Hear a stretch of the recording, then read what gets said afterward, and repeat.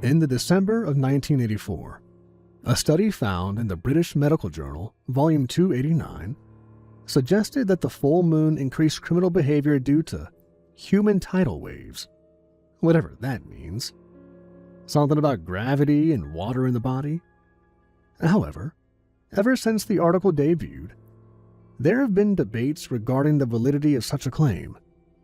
Some suggest that due to moonlight conditions during full moons, misconduct is more likely to occur. Others, a whopping 7 to 9%, depending on which bias you hold, believe that the full moon can transform certain individuals into actual werewolves. All of that to say, no one really knows what the hell is going on, do they? And so our story begins. Chapter 1. The Pharmacist and the Druggie. That button. It sets off every phone in the pharmacy. That stupid, obnoxious drive-through button that people can't help but press. He had already pressed it 2. Make that 3 times now. And he just pressed it again. Seriously? 4? Maybe it was a prank. A practical joke. It had to be. No sane. He pressed it again. Okay, maybe it was urgent. Hello? Hello? Hey! The man rapped his knuckles against the thick glass window. The knocking was so loud that it sounded painful, almost like his knuckles were about to start bleeding if the pharmacist didn't show up. No one ever knocked that hard, unless they were a user, which would have made sense given the hour. Hi, yes, that button works, thank you. The clearly betrodden pharmacist leaned away from the microphone and pinched between his eyes atop his nose, pulling that gunk from the sagging skin around them. He flicked it out the window, and that's when he noticed it. The man wasn't in a car, rather he was just standing there, just out of reach of the fluorescent light that shone down onto the oil-stained concrete. Sir, the pharmacist said, once again leaning back into the microphone. This is a drive-through. Yeah, and? And you're not driving. This drive-through is for vehicles only. I don't have one. Can I come inside? No, we're closed, the pharmacist groaned. But you can come back tomorrow. Tomorrow's late. Look, I just need this refilled, okay? It's an emergency. The shadowy man stretched out his long, bony arm, crisscrossed with deep edges across the wrist, until it reached the metal drive-through drop-off box and dumped an empty pill container inside, letting it clink around with echoed rattles. This lengthy stretch gave the pharmacist enough time to get a good glimpse at the man, who, at that moment, was cast in the harsh and fluorescent overhead light. He definitely looked like a user. Disheveled hair, dark rings around his sunken eyes, and a 5 o'clock shadow that clearly missed the 5 o'clock memo. It was 7:45 now, and the sun was slowly trading places with the full moon above. And for whatever reasons, the moon was really setting the guy off. He couldn't keep his bugged-out eyes off of it, as he fiddled around with the buttons down his shirt and religiously checked the watch across his scabby wrist. "Please, hurry!" he spat, some hitting the glass window. "Will do, the pharmacist began, as he glanced at the name on the bottle. "Scott? Just hang tight, okay?" The man nodded, but clearly wasn't hanging tight all too well. He looked like he was going to have a seizure.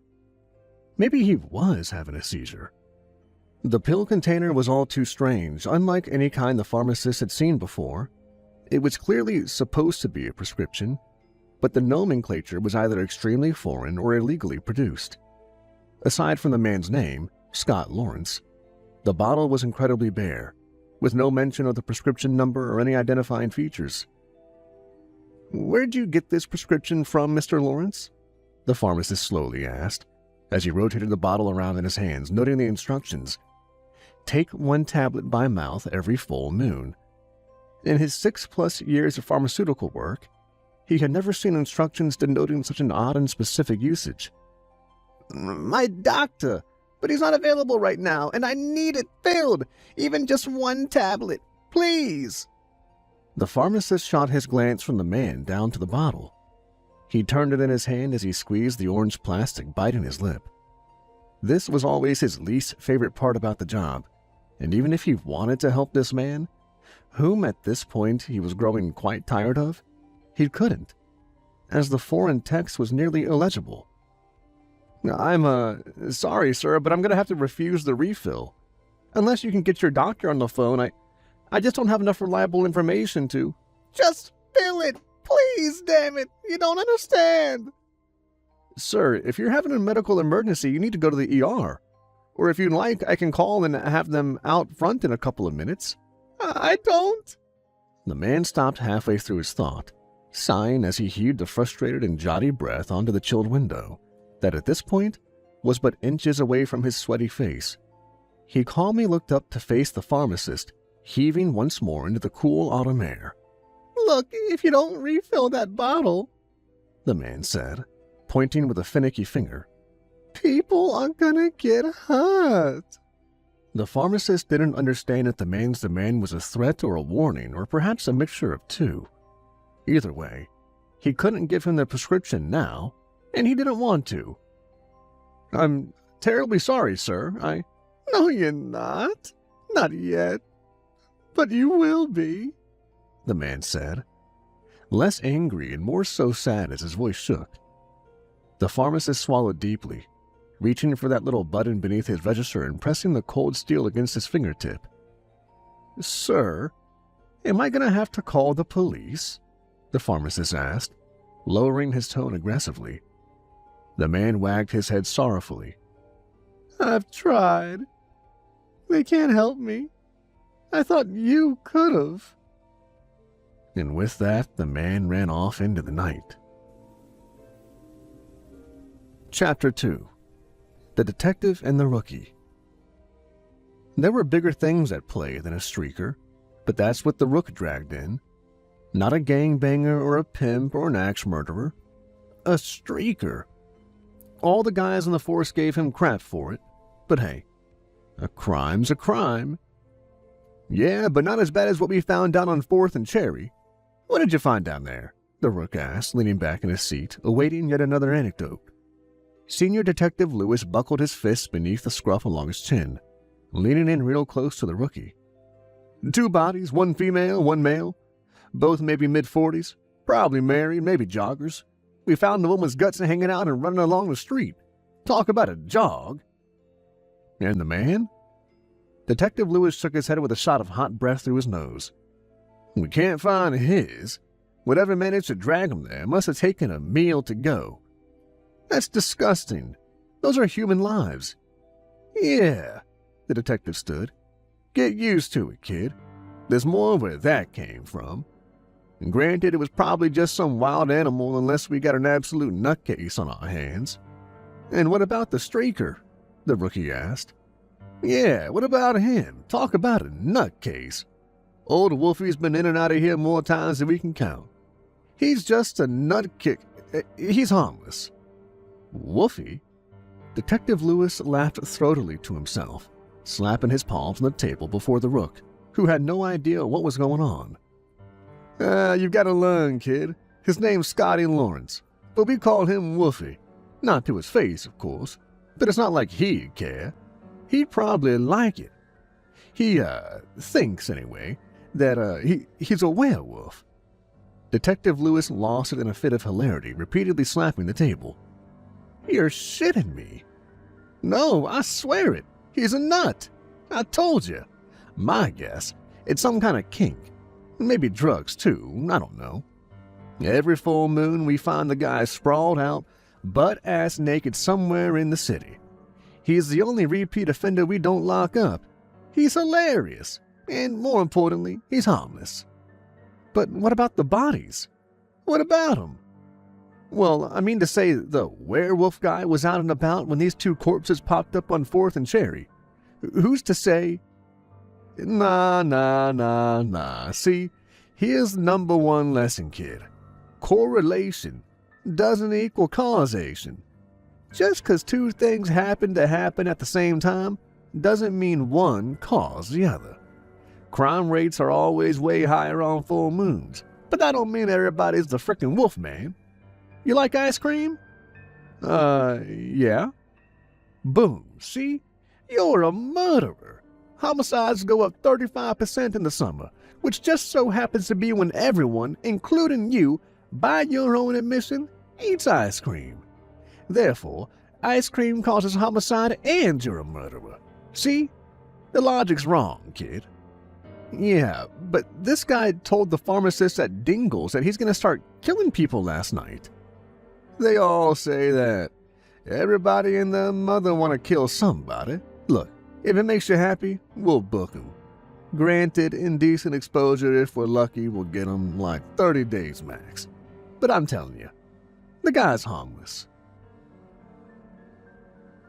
Chapter 3. The Bail and the Bondsman.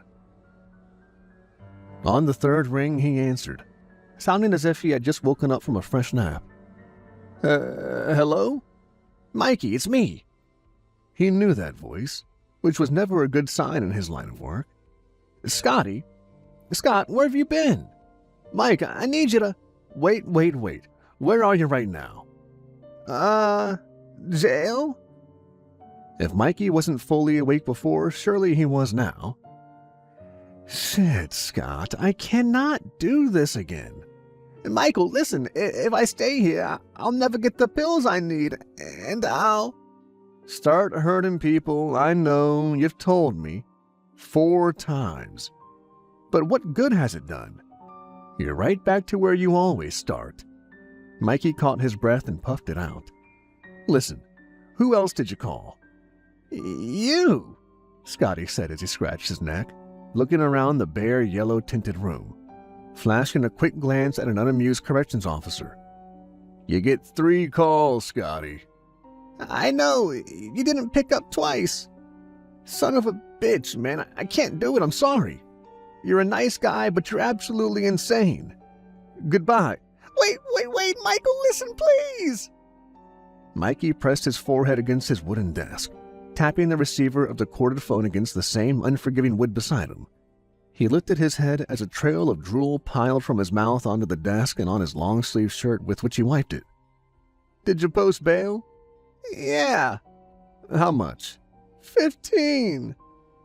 Mikey leaned back, raking his fingers through his unkempt hair as he sighed into the phone, which was jittering due to the tapping of his foot beneath him.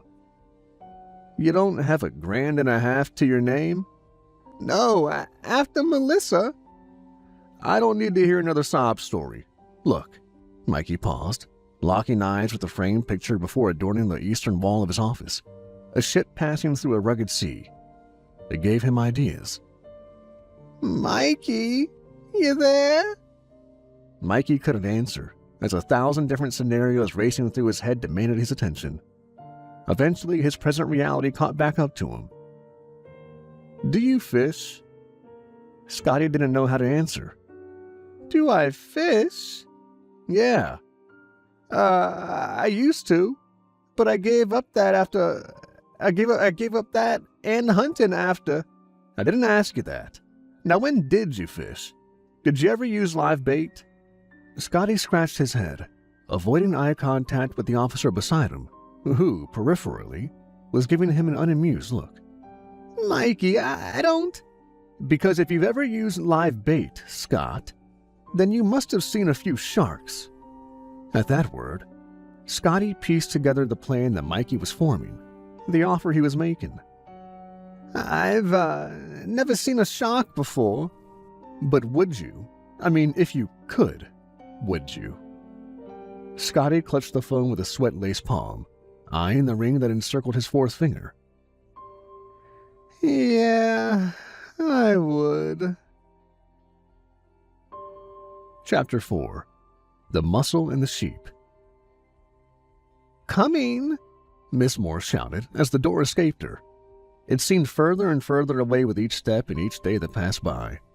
She was somewhat of a reclusive old soul and didn't get frequent visitors in her neck of the woods. But every now and then, when the local Girl Scout troop would visit and... well, these clearly weren't Girl Scouts. There were 2 men perched atop her front porch, one bearded, muscular, and chiseled, a single cigarette dangling from his lip, and the other a shorter yet still toned young man, though not as cocky-looking as the first. They smiled down at the woman, half-acidly, and each took a step closer to the now open door, with the bearded one huffing a blow of smoke from his mouth and into the woman's face. "Well, I'll be," the woman said, choking on her stunted breath. "I didn't expect any visitors today. Maybe the Girl Scouts, but not a couple of young men, such as yourselves." "So," one of the men, the bearded one, said slyly, leaning against the door frame, "you can pay for cookies, but you can't pay back Mr. Hanson, I see." "What?" the woman asked, hard of hearing. "Mr. She stopped, realizing then why the men were there. She took a step back, just behind the doorframe, and contemplated just for a moment if she ought to slam it in their faces. It wouldn't have done any good. "Mind if we come in?" the younger of the men said solemnly. She couldn't speak other than a silent nod as the two men brushed by her into the quaint little home. "Nice place you got here," the bearded man said, spitting his cancer stick onto the carpet and crushing it with his boot. "Very, homey." "Thank you," she nodded with the most insincere of smiles, silently pleading to the younger of the men to let her be. He did his best not to acknowledge her, but those soft eyes couldn't lie to anyone, especially not to a feeble old woman. "So, Grandma doesn't make her own cookies?" the bearded man said, still eyeing the woman and lifting the knife from the kitchen and dragging it across the countertop. "Pardon?" "Girl Scouts. You said you were waiting for them." "Oh, yes, they come by this time of year, and I—" "Funny. So do we," the man said, crossing his arms and looking over to the younger man who stepped forward at his prompting. "Do, you know who we are?" The woman stood in the middle of the living room, clutching her own wrist that hung against her body. "You said you were here with Mr. Hanson, is that it?" The man nodded. You did business with Mr. Hanson about 2 years ago, didn't you?" "I did." "And about how much did Mr. Hanson loan you, give or take? No need to be specific." "It was about, 10,000. The man whistled, looking ironically over to the younger man who remained respectfully quiet, leaning against a wall near the front door. 10,000, huh? That's a lot of paper." "Sir, I only have 6 more months until I pay off the mortgage on this house, and then—" "Mr. Hanson, our boss, mind you," he said as he flashed the younger, meeker man a look, "has waited 2 years to get back his investment. And what does he have to show for it?" "I told Mr. Hanson it would take about 3 years to pay off the debt. As soon as the house is paid off, I'll—" "Mr. Hanson doesn't want the money in 6 months, you old bitch. He wants it now. 'Cause if he didn't, we wouldn't be here. You understand?"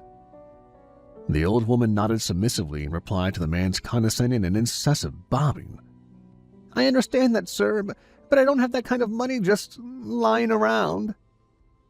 The bearded man hung his head as he leisurely approached her, as if he already knew she was a hopeless case from the start. He breathed heavily over with his nicotine breath as he stared down into her quivering eyes.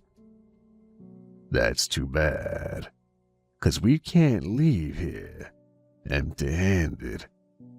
Colton, the meek and quiet voyeur, knew to leave at that point, and as the front door shut behind him, he could hear the wails of the poor woman from within the house, forcing him to wince and grit his teeth. Then, after about 3 minutes or so, Leslie emerged, tossing something over to his younger accomplice. Colton opened his hands and nearly gagged, throwing the finger into the grass as Leslie cackled behind him. "What? I thought you liked keepsakes from our little trips." "Not like that," Colton said, holding his stomach and forcing back bile. "Damn, man, hold yourself together," Leslie said, scratching his beard and retrieving a keychain of car keys from his pocket. "She gave us the car. Guess you'll be taking the bus to the hospital." While repo work wasn't typically in the job description for muscleheads, it seemed that Mr. Hansen planned for any and all circumstances, including the towing of a 2003 Ford station wagon, which, while not worth half the debt she owed in its current condition, would amass to a semi-average down payment for the unfortunate Miss Moore. It was a long trek back to Mr. Hansen in the city, but rather than vegetate into a catatonic slumber, Colton watched the blur of trees flicker by in the darkness to the faded, memory-staining sounds of the old woman's cries, contemplating why he was doing this at all, wondering if there was any way back to normalcy. A rigid thump due to the road's unevenness prompted Colton to sit up, looking over to Leslie, who was dazedly eyeing the road. "So, why are you into this?" "Don't," Leslie snapped, neglecting any chance to glance over at Colton. "Don't what?" "Don't try to do the small talk thing again. I don't want it." Colton considered dropping the conversation altogether. He kept prying. "Why not?" Leslie sighed, wiping his face and applying the same greasy sweat onto the wheel. "Because once you talk, you get attached. We're not here to talk, and I don't want to know anything about you, other than what I already know, which is that you're a pussy, and you like to hoard shit. Look, we did the job and we're going home. That's the only thing that needs to be said." Colton tried to dismiss the dialogue, but the silence that filled its place was ear-splitting. He would have rather been chewed out than chug along like this for another 2 hours. "I just wanted to know who I'm working with, that's all. I mean, what is this? Our 5th outing together and I forget your name half the time? What did you do before all this, Leslie?" Leslie rolled his eyes to the back of his head, breathing heavy and adjusting himself in his seat. "Do you know how much a professor makes?" Colton shrugged. "It's good. It's really damn good. But you know what isn't?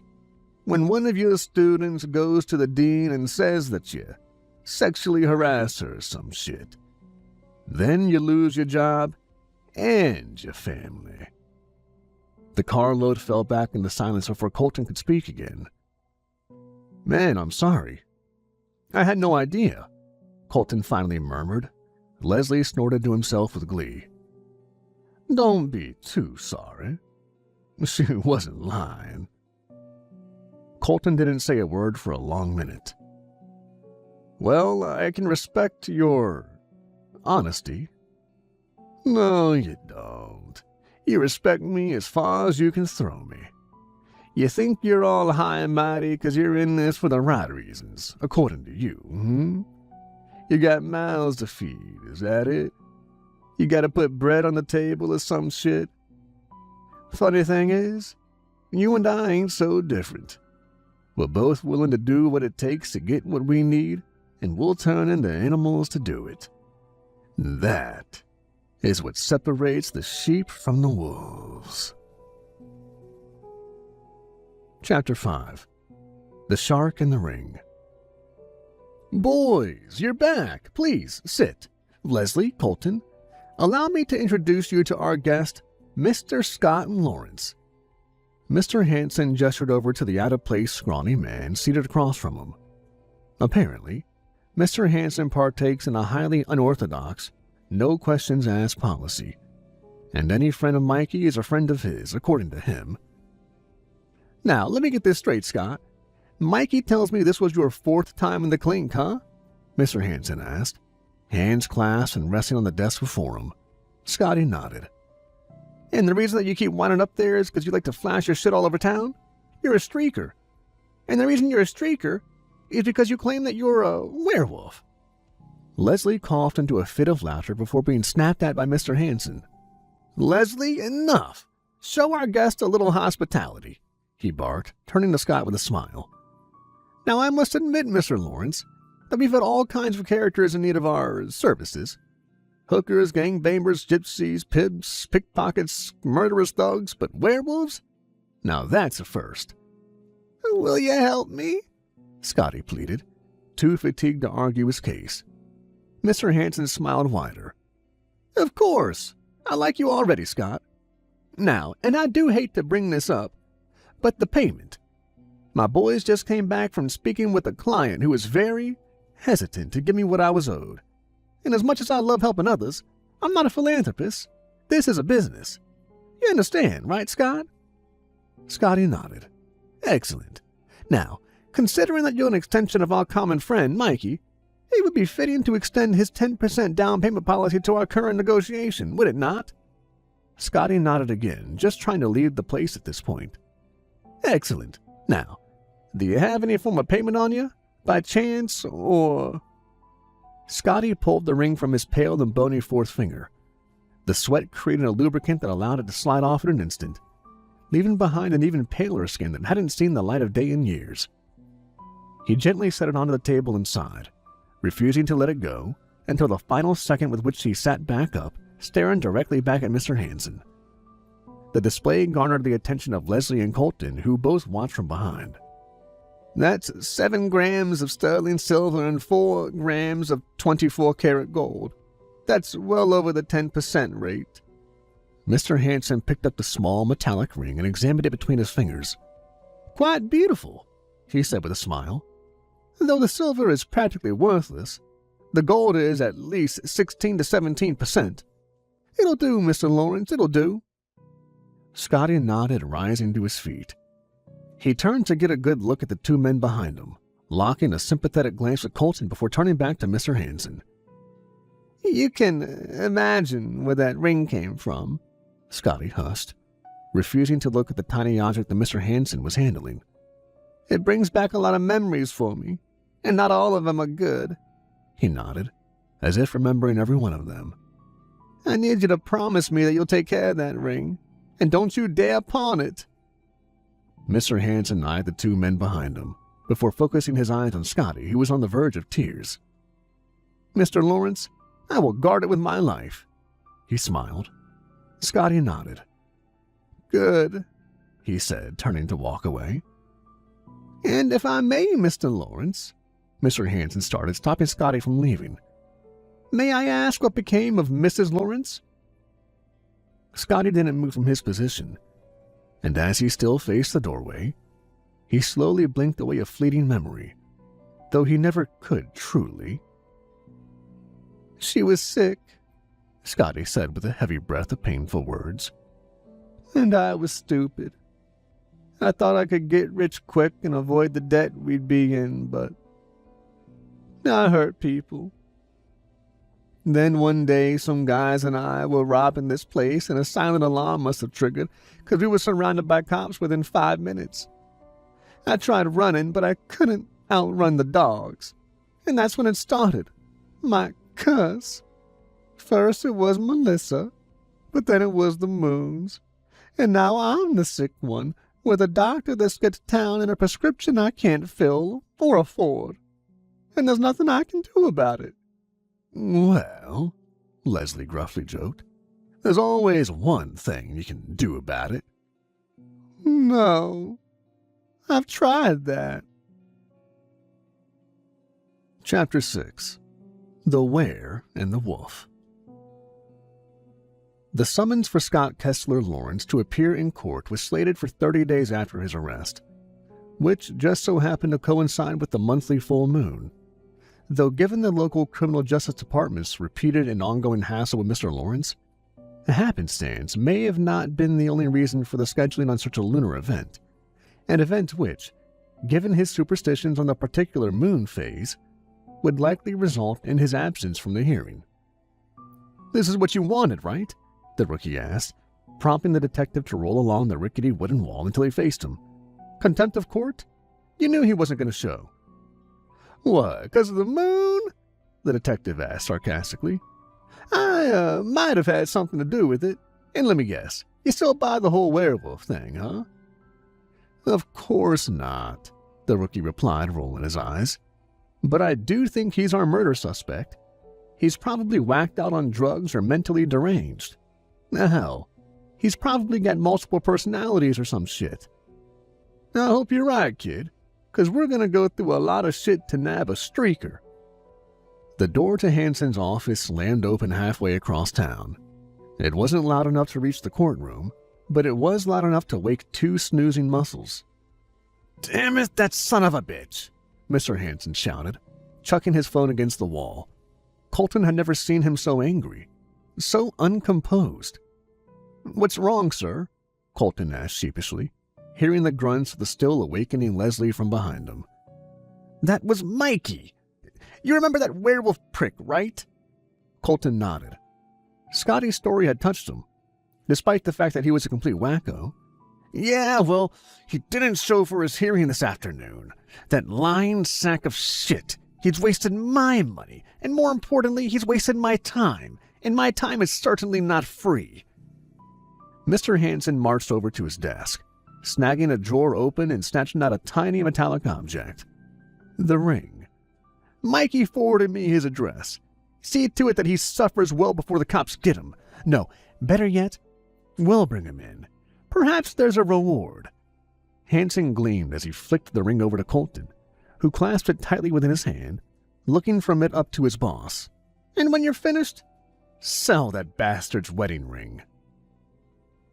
The sun had just begun to set as the Shark's two muscles pulled into the dusty old driveway of the Lawrence residence. It was a home well off the beaten path, lacking a woman's touch, or any touch for that matter, and had their boss not given them the directions, they might have thought it to be abandoned.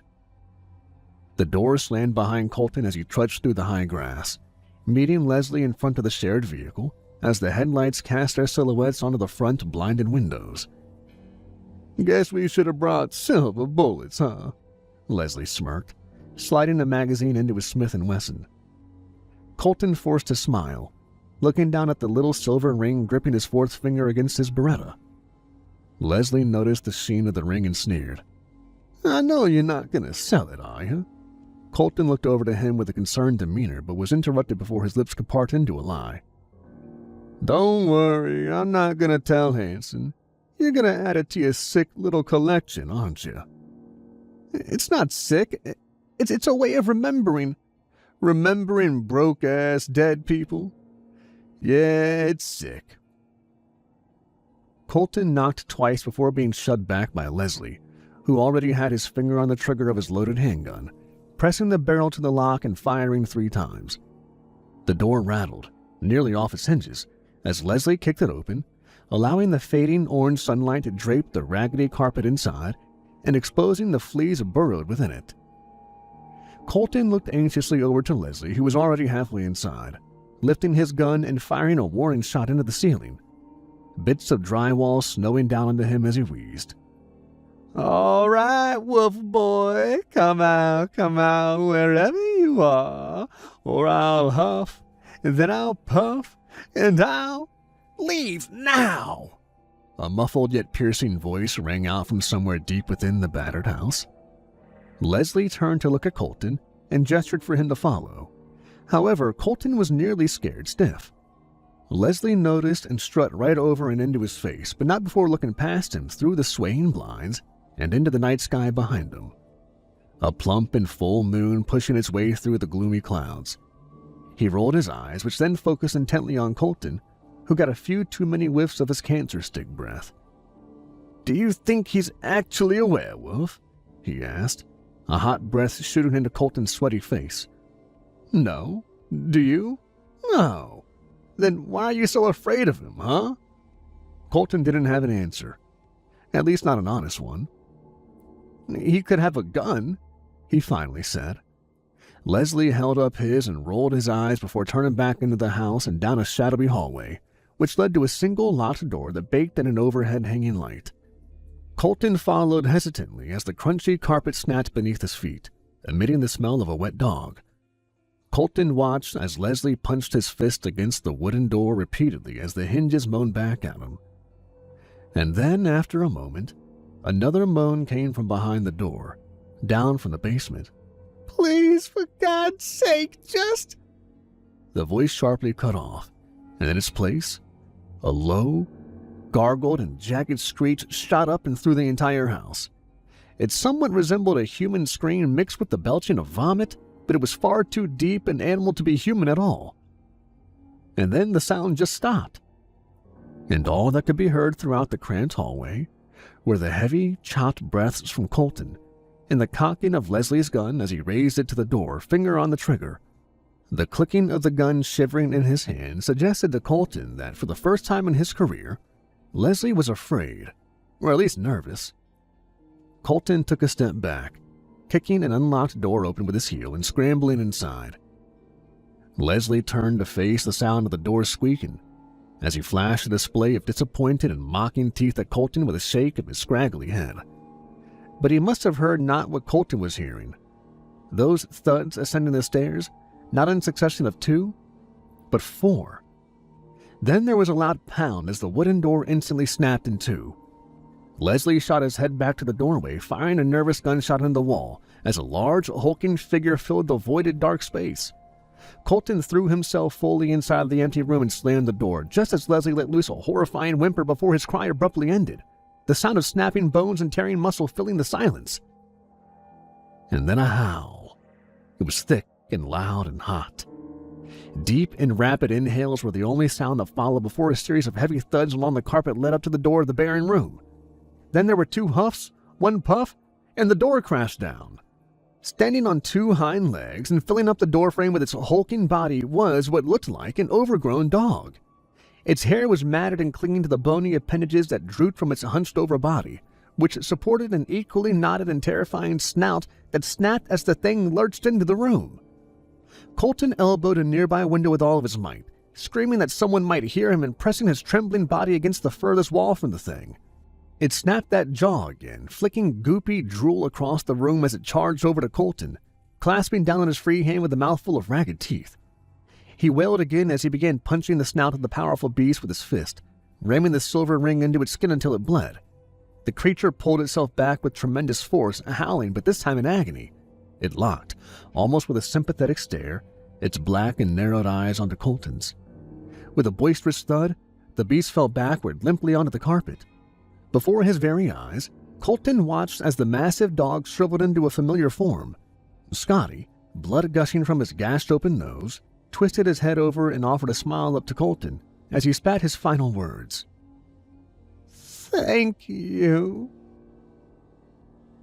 20 minutes later, Senior Detective Lewis and the rookie arrived at what was left of the Lawrence residence. Inside, they found the body of Leslie Smith, at least what was left of it. And as they pulled Colton from the room in which Scott Kessler Lawrence lay, and through the red-stained hallway back out into the nightly air, all they had were questions. "Did that man in there shoot Scotty Lawrence?" Detective Lewis asked, pointing to within the house. All Colton could do was shake his head side to side. "That's the only logical explanation," the detective shouted as if to comfort himself.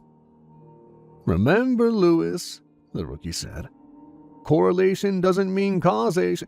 "Then what the hell happened?" Detective Lewis begged the stunned man, his voice exasperated and panicked. "Whatever, damn it. Rook, call for backup." And the Rook did just that. "Stay here," the senior detective barked, rushing back into the empty house full of blood. The rookie turned to face Colton, still in shock and unable to mutter even a single word. His lip twitched and his eyelids seldom blinked, before they closed tightly and opened up his dried and bloodshot eyes to the junior detective, who gripped his arm with a sympathetic touch, as if understanding every impossible event that had just occurred before him. Colton's eyes swelled with salty tears, in part because, finally, another man offered up the same soft gaze as his own. But all the more because of the full moon's beam that continued to dawn over the rookie's shoulder.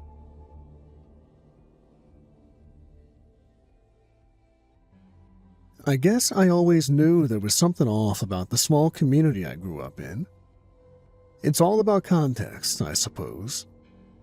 When you're a kid, you just accept what you're told, and the world around you seems normal, if only because you don't know any different. I was struck by tragedy at a young age, losing both my parents to a senseless act of violence. Naturally, this trauma defined my later life, but in the years which followed the loss of my mom and dad, I only grew closer to the community around me. They're the ones who were there for me, after all. My neighbors were my family.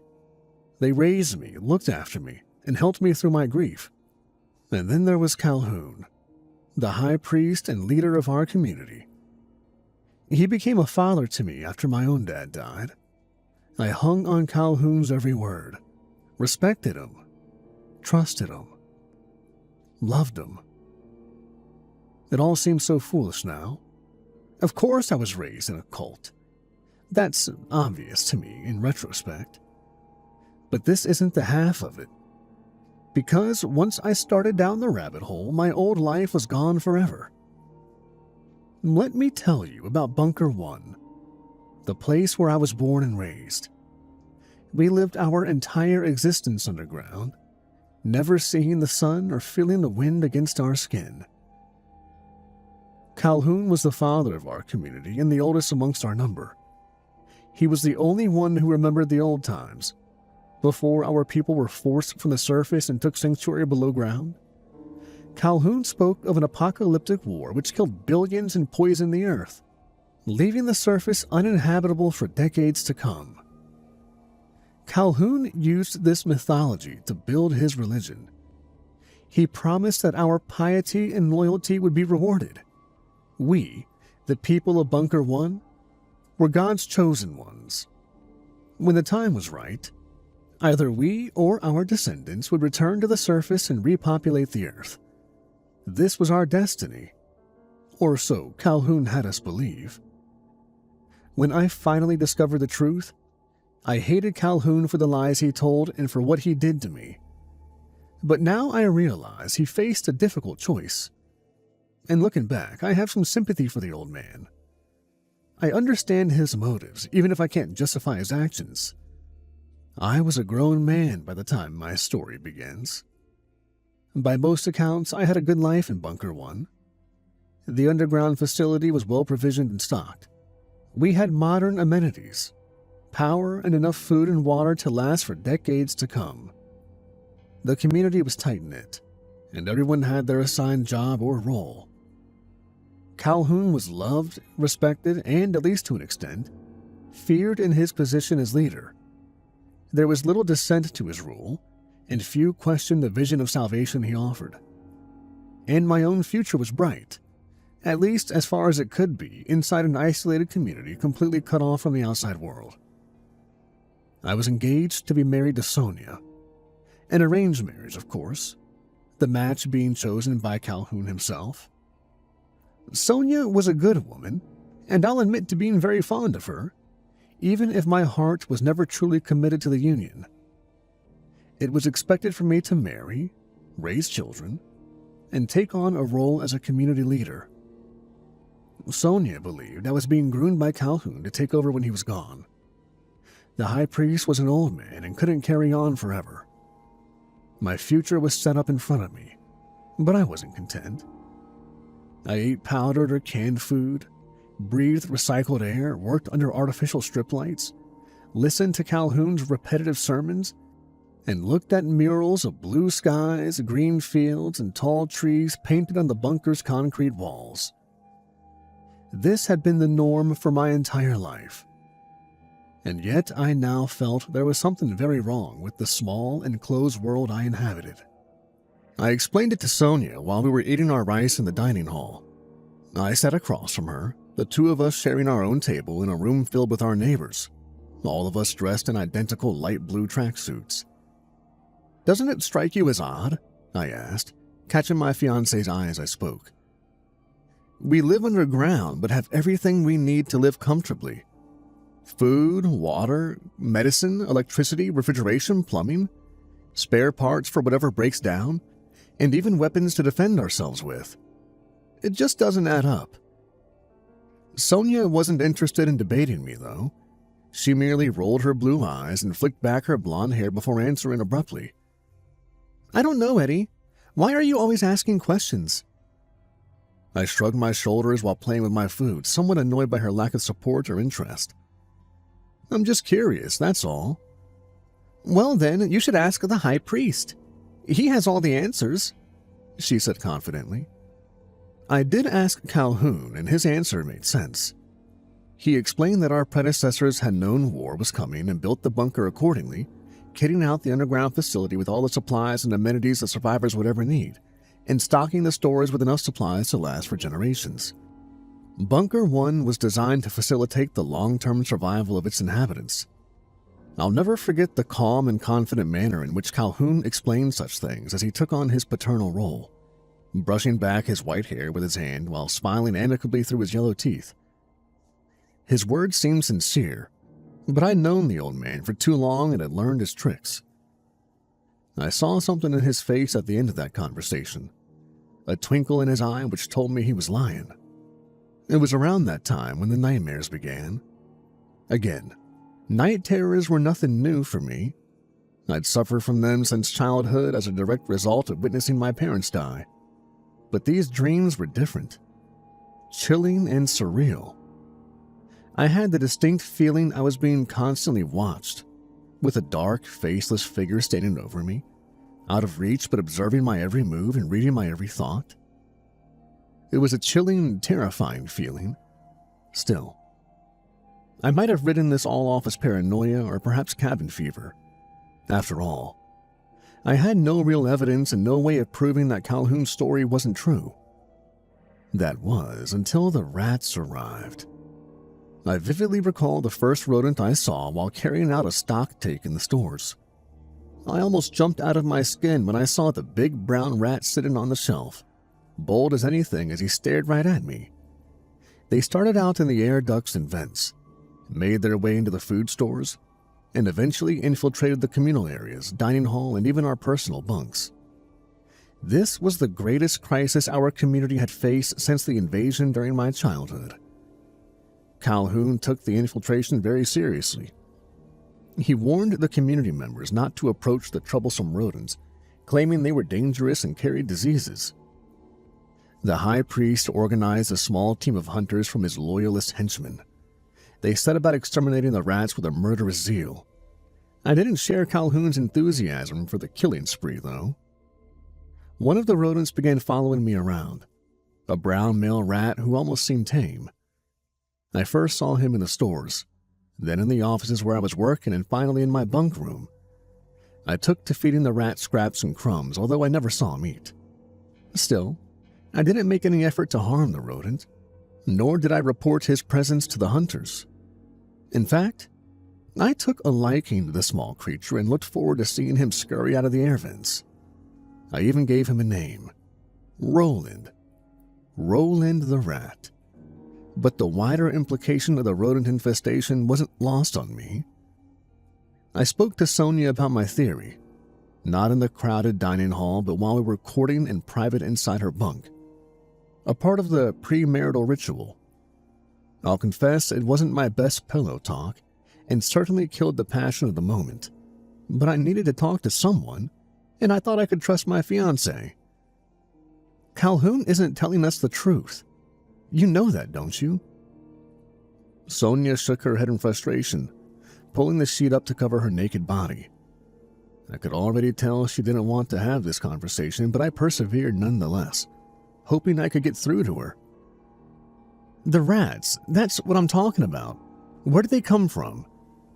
From the air ducts, obviously, Sonia replied while looking down at her toes. I mean before that, I snapped, my frustration seeping through. These rodents aren't native to our bunker.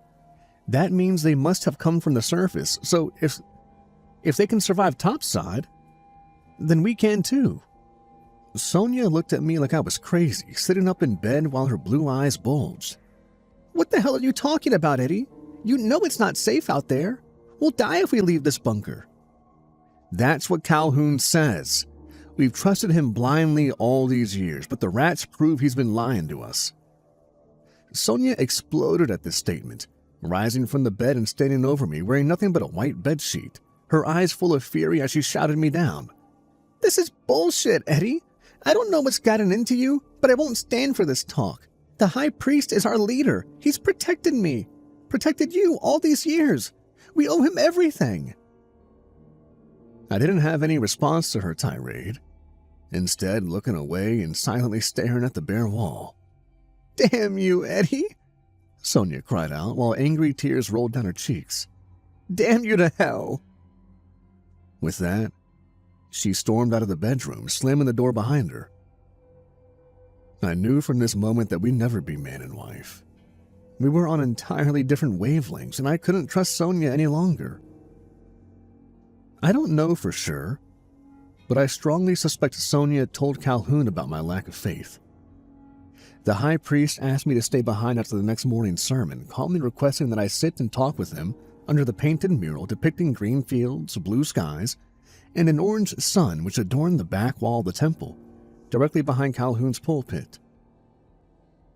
"Now then, Edward," he began, holding my gaze as he assumed the role of well-meaning patron.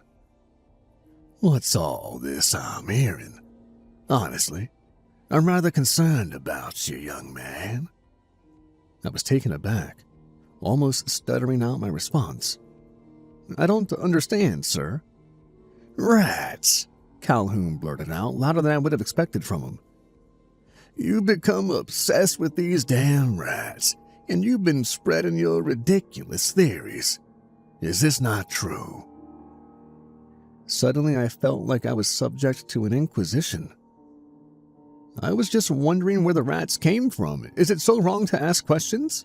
I answered defensively.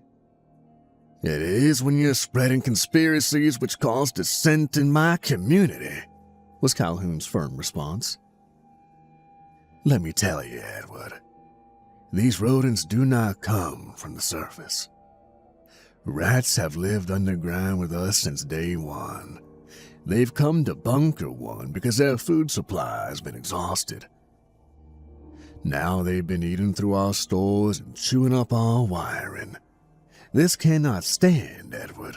The rodent infestation is an existential threat to our community and must be stomped out." I nodded my head. It was hard to argue with the high priest's logic. Still, there was one thing I didn't understand.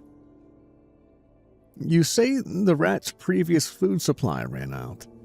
That means they must have come from—" "Yeah," Calhoun replied solemnly. "The rodents have migrated from Bunker 2. The mere mention of that godforsaken place brought a chill down my spine. My head was suddenly filled with nightmarish images, buried memories from my childhood of the invasion of '08, and the brutal murders of my mom and dad. Calhoun surely must have realized the impact of this revelation, and he softened his tone while speaking his next words. "It's my fault, really. I felt responsible for you since your parents died, and I've shielded you from certain uncomfortable truths. That ends now, Edward. You've been kept off the guard roster for too long, but now you must do your duty, young man. From tomorrow, you'll be working with Nicholas at the barricade. He'll show you the ropes." My jaw dropped. I was disgusted by Calhoun's instruction and realized this new duty surely was meant as a punishment. I wanted to speak out, to shout out that I wouldn't do it, but I found myself unable to speak.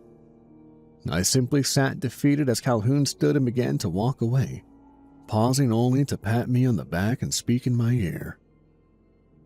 "I think this experience will be a real eye-opener for you. Good luck, Edward." Calhoun was right about that, at least. My eyes were opened during the days which followed, but not in the way the high priest had anticipated. Less than 12 hours later, and I was at my new post, shivering in the cold and dark tunnel as I took my lead from Nick, a veteran guard and Calhoun loyalist. I looked to my comrade, gray-haired and sturdy, dressed in the standard blue tracksuit and with a loaded crossbow slung over his shoulder. Nick gave the appearance of a grizzled veteran tasked with defending the border from an ever-threatened barbarian attack.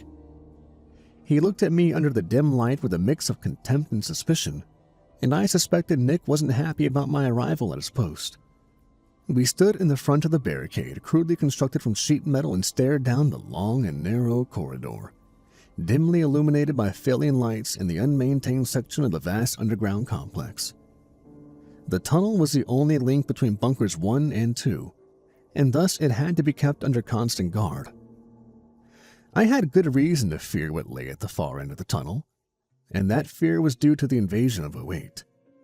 That's when the Bunker 2 people had attacked en masse, piling through the narrow tunnel, pillaging and slaughtering as they came. Our side rallied under Calhoun's leadership, and eventually the attack was beaten back, but many died during the savage battle, including my mom and dad. I remember my mother telling me to hide as the invaders smashed down our door. Father tried to fight them, but there were too many. They cut down Dad first and then went for Mom. The rest is a blank in my memory. All I can remember is the blood and the bodies that wouldn't wake. It was hours before rescue finally came. We knew little about Bunker 2 and its inhabitants. They came down here at the same time we did, but something went very wrong in their community. In Bunker 1, we call ourselves the Beautiful Ones. Rather arrogant, I thought, but the name was Calhoun's idea. Meanwhile, Bunker 2's people were the Fallen, the Barbarians.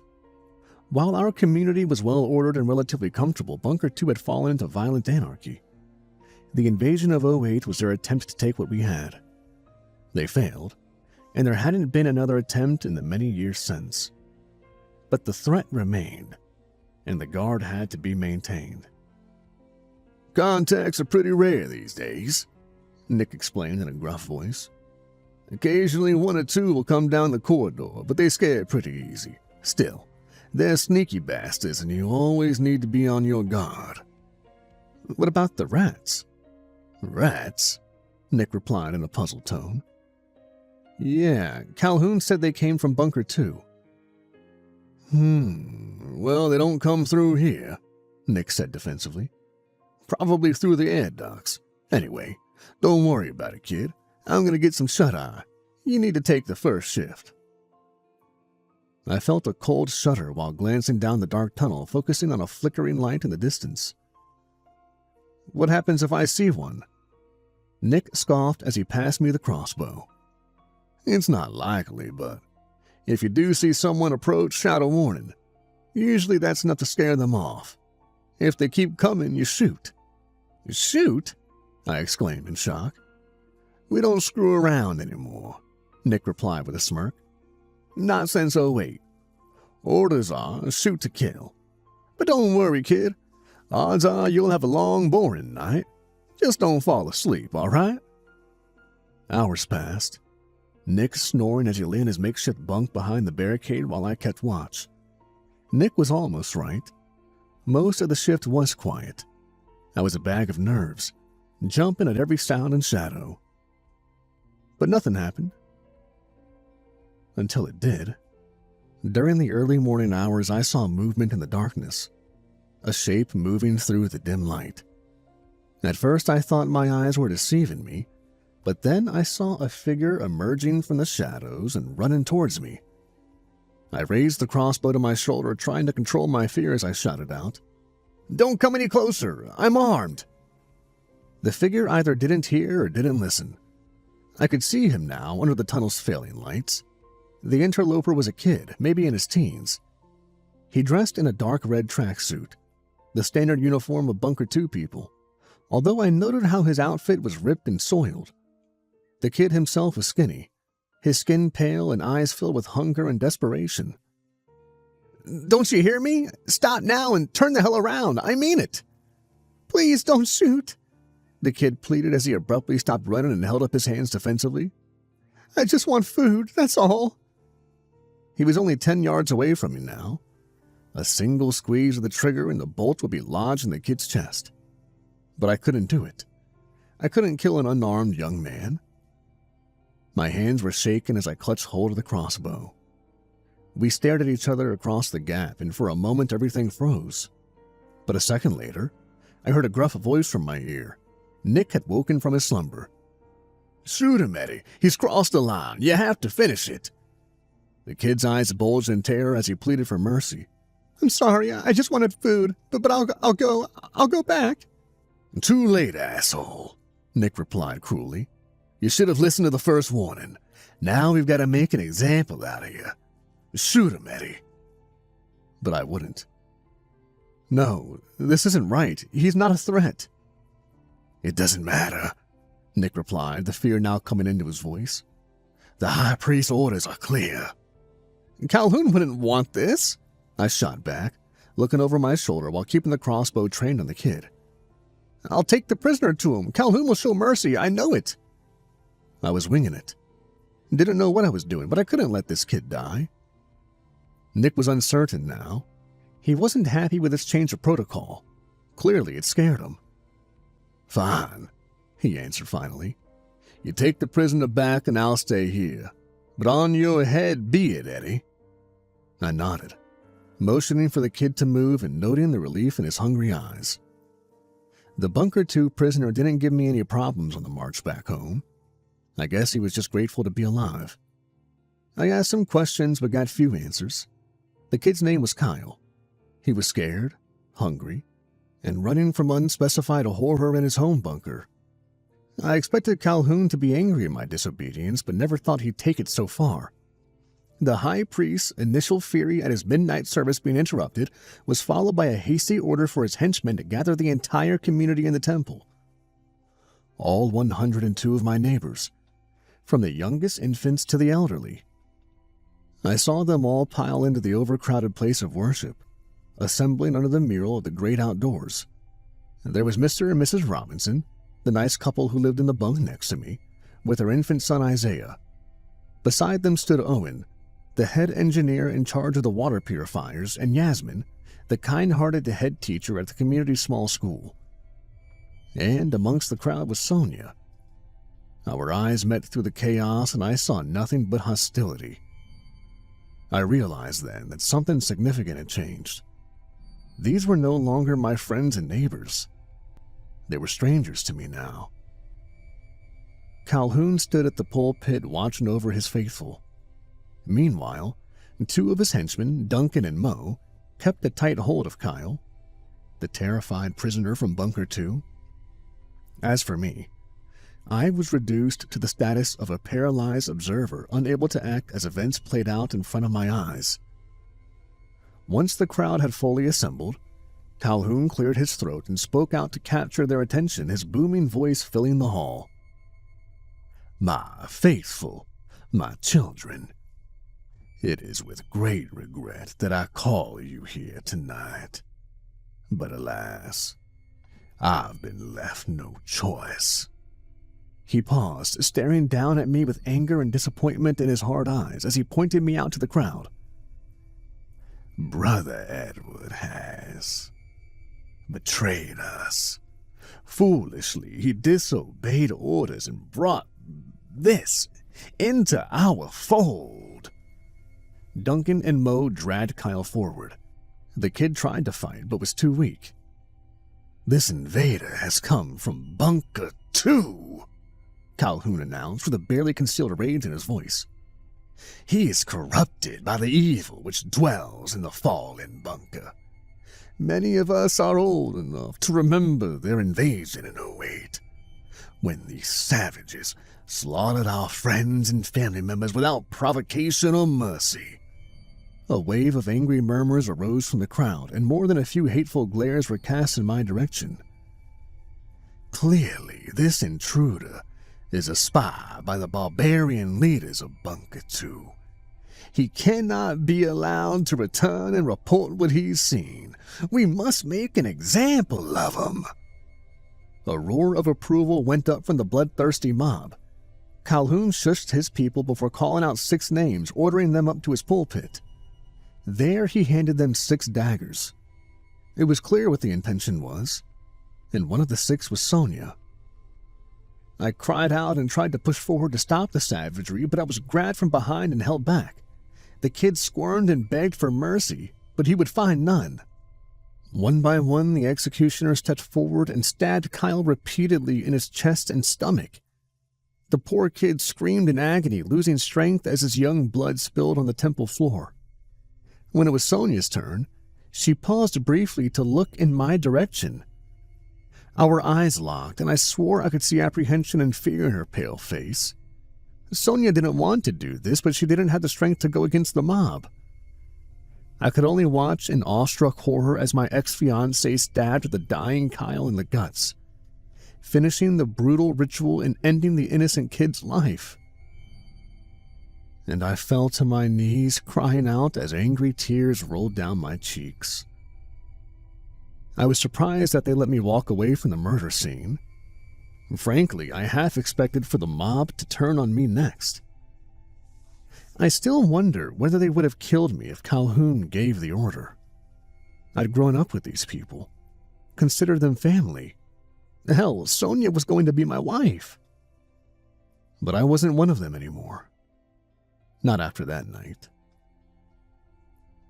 Still, Calhoun didn't throw me to the mob, and I was allowed to return to my bunk under their hateful glares.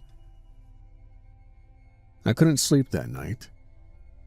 Every time I tried to close my eyes, I saw Kyle's brutal murder all over again. I lay on my hard mattress and stared up at the ceiling. It was hardly a surprise when I saw my bedroom door slowly open and a large figure creep in, his face hidden by the darkness. I didn't move an inch, pretending to sleep to draw the intruder into a false sense of security. I saw the knife in his hand as he slowly advanced, and then his grizzled face was illuminated by the light from the corridor. It was Nick, and he'd come here to kill me. I waited until the last possible second to move, allowing Nick to plunge his knife harmlessly into my mattress. Next, I hit Nick with all the force I could muster, knocking my would-be assassin down to my bedroom floor. A desperate life and death struggle ensued as we fought each other for supremacy. I don't know how, but somehow I got a hold of the knife and I plunged the blade into Nick's chest, through his ribcage and into his heart. Nick collapsed heavily against the wall, his eyes filled with shock and pain as a crimson tide poured from his wound. He looked up at me in the last, opening his mouth in an attempt to speak. Instead, Nick's mouth filled with blood and his eyes rolled up into his skull. And then he died. I still held the bloody knife in my shaking hand, when suddenly the bile rose up my throat and I vomited onto the floor. I'd killed a man, a member of the community. Yes, it had been in self-defense, but that wouldn't matter. There was no way back for me after this. I stumbled out of my bunk room and into the corridor, still in a daze and not sure what to do. But I didn't get far because Calhoun was out there waiting for me. The gray-haired, sharp-eyed man stood in the well-lit corridor, wearing his standard blue tracksuit and covering me with a loaded crossbow aimed at my chest. Calhoun saw the bloody knife in my hand and didn't even seem surprised. "Nicholas is dead, then," he said without much emotion. The words almost stuck in my throat as I replied, "You sent him to kill me." "Yes," Calhoun replied with a nod, while keeping his finger firmly on the trigger. "Nicholas should have taken charge of the barricade. This was his mess to clean up. But alas, he has failed. Now you'll have to do your own dirty work," I snarled in defiance. Surely Calhoun would kill me, but yet he hesitated. "It didn't need to get to this," Calhoun said with a sad frown. "You should have kept your head down and followed the rules." He shook his head before lowering the crossbow ever so slightly. Who am I kidding?" Calhoun continued with a thin smile. "I always knew you were too smart for this charade, Edward. It was only a matter of time before you saw through the gaps." My jaw dropped as I considered the implications of his words. So you have been lying to us, I stated with some satisfaction. Calhoun gnashed his teeth before answering. Bunker 1 may be based on falsehoods, but whatever lies I've told are necessary for our continued survival. But that's irrelevant now.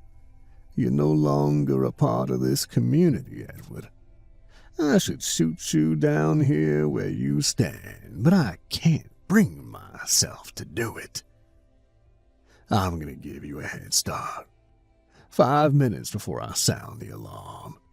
Go forth and seek the answers you desire, although I don't believe you'll like what you find. Calhoun raised his crossbow again, his eyes hardening. He was giving me a chance to live, and I was determined to take it, sprinting down the corridor and out of sight. With the bulkhead door to the surface sealed shut, there was only one other place I could go. Back to the barricade. Soon I was standing at the barrier of sheet metal and once again staring down the ominous corridor. The lights were flickering and the tunnel appeared even more foreboding.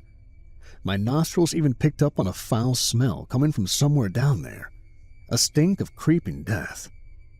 Every instinct in my body told me not to go down that godforsaken tunnel. But what choice did I have? I briefly considered returning to Bunker 1 and trying to persuade the others of Calhoun's deceit, but I knew this would never work. Still, I hesitated, frozen to the spot as I imagined the horrors before me. But then I saw him, Roland the rat, climbing over the barricade and squeaking at me as he made his way down the corridor. I swear my rodent companion stopped and looked back, motioning for me to follow him. And I did so, mustering the courage to cross the border and march into the unknown. Meanwhile, the sirens of Bunker 1 blared behind me, and I knew I couldn't go back. I knew next to nothing about Bunker 2 before I entered the subterranean purgatory. It was an alien place in my mind, a hostile territory where monsters dwelled. And when I reached the end of the connecting tunnel, I didn't know what to expect. As it turned out, the differences between the two bunkers were subtle at first, but became more apparent the deeper I explored. The underground shelter was a sprawling network of concrete and metal, one of seemingly endless corridors and sub-bunkers. At first inspection, it was much the same as my home in Bunker 1. Certainly, the two facilities were constructed by the same architects. Bunker 2 was significantly larger than 1, however, built to accommodate hundreds. And yet it was some time before I ran into any people, which suggested there had been a substantial population crash. Honestly, I appreciated my home the farther I progressed into the second bunker. Our facility was tidy and well-maintained.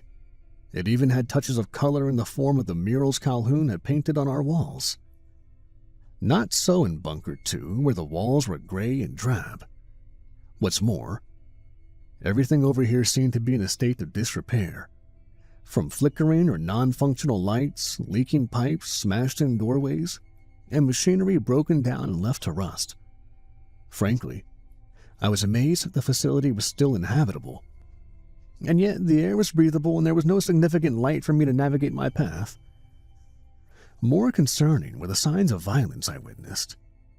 Broken barricades in lonely corridors, scorch marks on the walls, and dried blood on the floors. It brought a cold chill to my bones when I imagined the horrors that have once occurred in these halls and corridors. I saw no human beings during the first few hours of my exploration, but I wasn't alone. Roland was my companion during the trek. Sometimes the rodent disappeared from view for several hours, scuttling off into the shadows or down the pipes. But he always came back, appearing under my feet and looking up at me with his big brown eyes.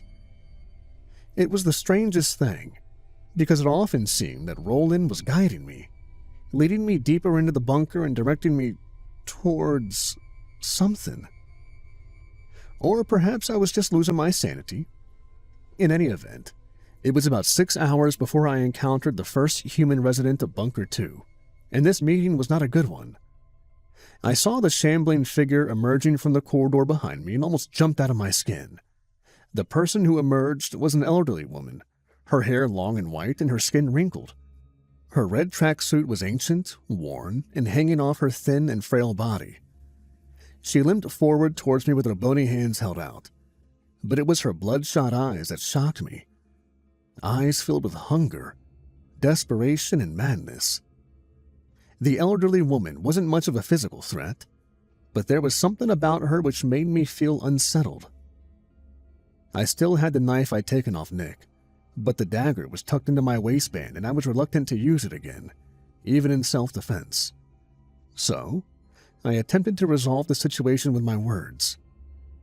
"Hello, ma'am. Do you need help?" The woman's eyes widened and she opened her crusty lips to speak in a hoarse voice. "Hungry.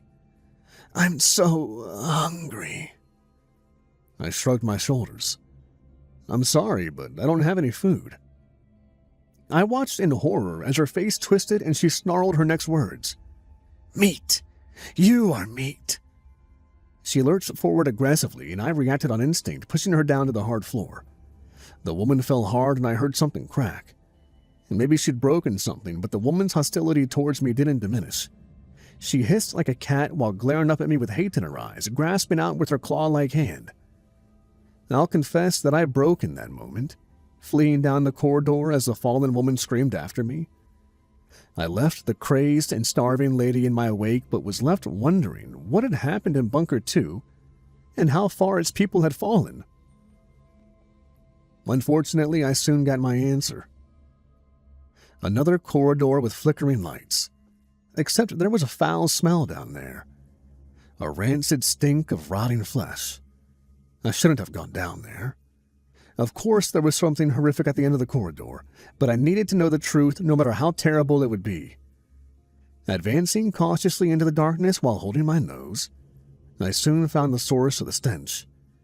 Because there, in an abandoned bunk room set off the dimly lit corridor, was a human corpse. The body was badly mutilated, so much so that I couldn't tell the victim's gender.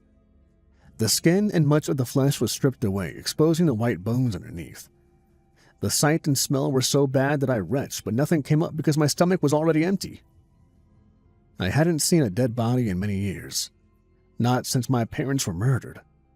And even then, the victims of the '08 invasion were dealt with compassionately and efficiently, burnt in the incinerator, as was the tradition in Bunker 1.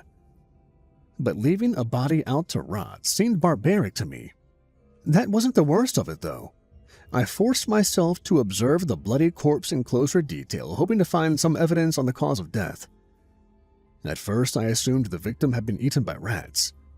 But no, the flesh hadn't been torn apart with teeth. It had been carefully sliced from the bone by a knife. The victim hadn't just been murdered, they'd been butchered. I stumbled away from the bloody scene, my whole body shaking as I was overwhelmed by feelings of revulsion and terror.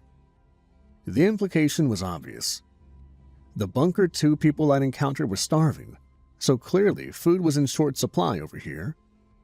But now I realized how bad it got. Clearly, there were some who'd resorted to cannibalism. I experienced an existential dread in that moment as I fled from the scene. I'd sought out the truth. Calhoun told me I wouldn't like what I found, and he was right. How foolish I'd been. Life in Bunker 1 had been a lie, but it was safe and comfortable back home. Here, it was a living hell, worse than I could have imagined. Why had I come here? Why didn't I keep my mouth shut and follow Calhoun's rules? I regretted my disobedience now, but it was too late to go back. I guess I was still in a shocked daze as I stumbled farther into the damned bunker because I didn't spot the ambush until it was too late. 2 figures darted out in front of me, blocking my path. I took a step back and instinctively made to retreat, but another 2 had crept up behind me, boxing me in. I reached into my waistline and withdrew my knife, even though I had little to no hope of defending myself against this quartet. Observing my opponents, I noted that they were all female, young women in red tracksuits. All 4 were lean and thin, but they shared a fierce and determined look, and all were armed with long steel javelins which were aimed menacingly in my direction. These were tough women in the mold of Amazonian warriors. I had no doubt they could and would kill me if it came to a fight. Nevertheless, I continued to hold out my knife in a futile act of defiance. 3 of the women held the line with their spears, while the 4th, their leader, marched forward to confront me. My heart almost dropped when I saw her. I almost called out a name before I caught my mistake. And because this female warrior was the spitting image of Sonia, my ex-fiancée.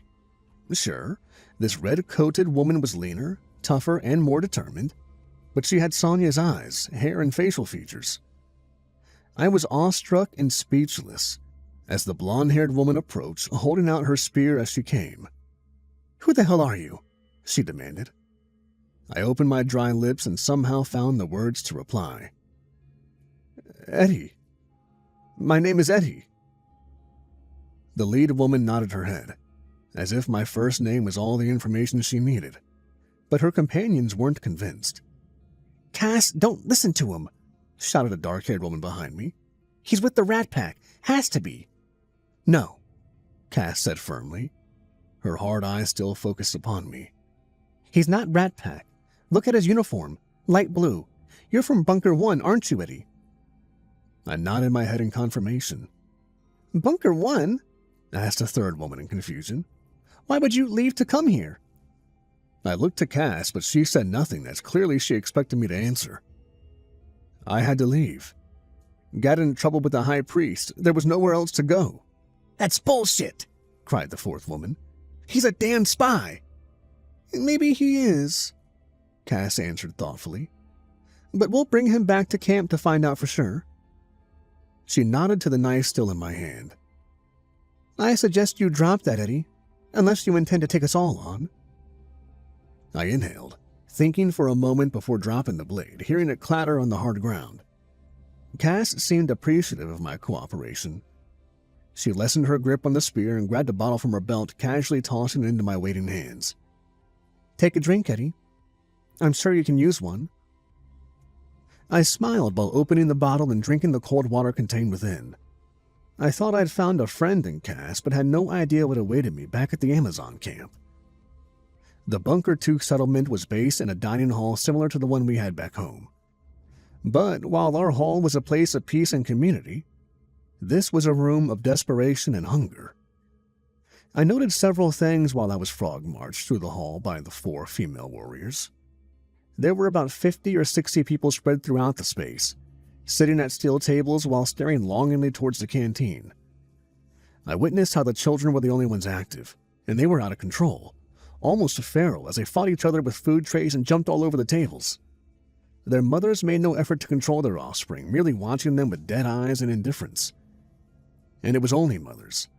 There were hardly any adult males, and the few men I could see were elderly and unresponsive. It seemed that this small community was run and protected by women, and this puzzled me. My curiosity got the better of me as I whispered the question to Cass, who strode by my side. "What happened to all the men?" Cass simply shrugged her shoulders before responding. "Dead, mostly. Killed each other in vendettas and duels. Those who survived ran off to join the Rat Pack, and those bastards have been wreaking bloody mayhem for years." I took note of her words, but made no further comment. This was the second time I'd heard mention of the Rat Pack. I didn't know who they were, but guessed this group were bad news. I did notice how I received suspicious and hostile looks from many in the assembled crowd, and this brought back painful memories of my treatment in Bunker 1. But I tried to reassure myself that these people were simply curious. In any event, my attention was soon drawn to the canteen at the back of the hall, where a trio of beleaguered caterers emerged with trays of food. The community members responded with great enthusiasm as they piled forward, but Cass and her warriors were there to keep control. "You know the drill," Cass commanded. "Everyone will be served. Stand in line and wait your turn." There were grumbles from the crowd, but they eventually complied, forming an untidy line as they queued up for their breakfast. Cass tapped me on the shoulder, smiling while asking, "You hungry?" I nodded my head and allowed her to lead me to the back of the line, although I noted the harsh glares from those in front of me. The hostility only grew worse as I reached the front of the line and was served food by a hard-faced dinner lady. I glanced at the tiny portion of beans dished out to me and thought I was being deliberately underserved. But when I looked to the other plates, I saw we'd all received the same meager offering. There was rationing in Bunker 1, of course, but our stocks were ample, and we didn't have to survive on starvation rations like these. And as I ate, I realized why the crowd was so hostile. "Why the hell does he get to eat?" cried a middle-aged woman who pointedly accused me. "Our children are starving. We don't have enough room for another mouth," shouted another. Once again, an angry mob was turning against me. I started to back away, setting down my plate in the process, but thankfully Cass stepped in to defend me. "Come on, people. Eddie is our guest. I invited him." "He's an outsider from Bunker 1, cried out the dark-haired warrior. "We can't trust him." The suspicious murmurs escalated, and I could tell the situation was getting out of control. So I held up my hands defensively and spoke. "I'm not staying, just passing through. I don't want any trouble." "Yes," Cass added. "He's leaving and I'm escorting him out." This seemed to quell the mob's anger as they slowly drifted away and returned to their food. Meanwhile, Cass took me to one side and picking up her javelin before handing me back my knife. "I know some people who can maybe help you, but we need to be careful because we'll be traveling through their territory." I nodded my head, wondering who Cass was referring to and what dangers lay ahead. But I couldn't stay here, and I had no choice but to trust her. We walked out from the dining hall and proceeded deeper into the subterranean labyrinth. I was nervous, but experienced a moment of joy when I spotted Roland scurrying across the floor ahead of us. It was the first time I'd seen the rodent in some time, and his presence brought me renewed hope. But I didn't say anything to Cass, instead waiting for her to start the conversation. "So, why did you leave?" she asked abruptly, as we negotiated yet another featureless corridor under failing lights. "Huh?" I said in confusion, looking at her. "Bunker 1. Why did you leave? Are they running out of food? Or has the high priest lost control?" Not exactly," I replied, before reluctantly recounting the grisly tale of Kyle's brutal execution following his capture at the barricade. Cass didn't seem shocked or angered by my story. Instead, she merely nodded her head in grim resignation, as if such acts of brutal violence were a fact of everyday life. "You know, Bunker 2 wasn't always like this," she said thoughtfully as we continued to walk. "When I was a girl, this place was well-ordered and peaceful, and we had enough food for everyone." "So, what happened?" Cass shook her head, trying to control her emotions as she answered. "People got greedy, wanted more than their fair share. There was fighting, and half our food stores were looted or destroyed. We've been hungry ever since." Something suddenly clicked in my head. When did this happen? "Back in 2008. You people invaded us that year, slaughtered us." "We were desperate. All we wanted was food," Cass replied defensively. "My mom and dad were murdered that day." Cass took a deep breath, acknowledging my pain when she spoke next. "I'm sorry. I'm sorry for your loss, Eddie. Our people went too far. But you've got to understand, we all suffer under the same system. And Calhoun, your leader, he knew we were starving and didn't lift a finger to help." I nodded. This latest revelation was disappointing but not surprising.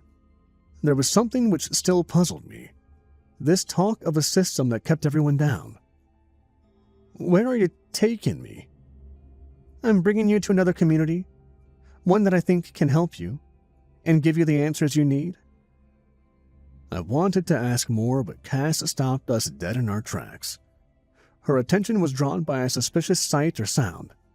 "Stop. Wait." I didn't know what Cass was reacting to, but a second later an arrow flew past my ear, striking the wall directly behind me. I reacted with stunned shock, realizing I'd only been inches from death. But Cass shook me from my paralysis, grabbing my arm and shouting, "Run!" She took off down the corridor and I followed, but we didn't make it far. A bulky figure emerged from behind a corner, striking Cass hard with a lead pipe. I stopped abruptly to face the attacker, only to be hit from behind, feeling a sharp pain in my back which forced me down to my knees. A moment later, and both Cass and I were being roughly dragged across the ground by a gang of men, thugs who cursed and laughed as they inflicted pain. They flung us inside an empty storeroom, and only then could I comprehend this grim situation. Cass and I had been ambushed, disarmed, beaten, and taken prisoner, all in a matter of seconds. 3 men were blocking the only exit from the room, a trio of fat, sweaty thugs with sadistic smirks on their lips and murder in their eyes. They all wore the standard Bunker 2 red tracksuits, but their outfits were customized by grotesque trophies, human teeth and digits hanging from strings around their necks.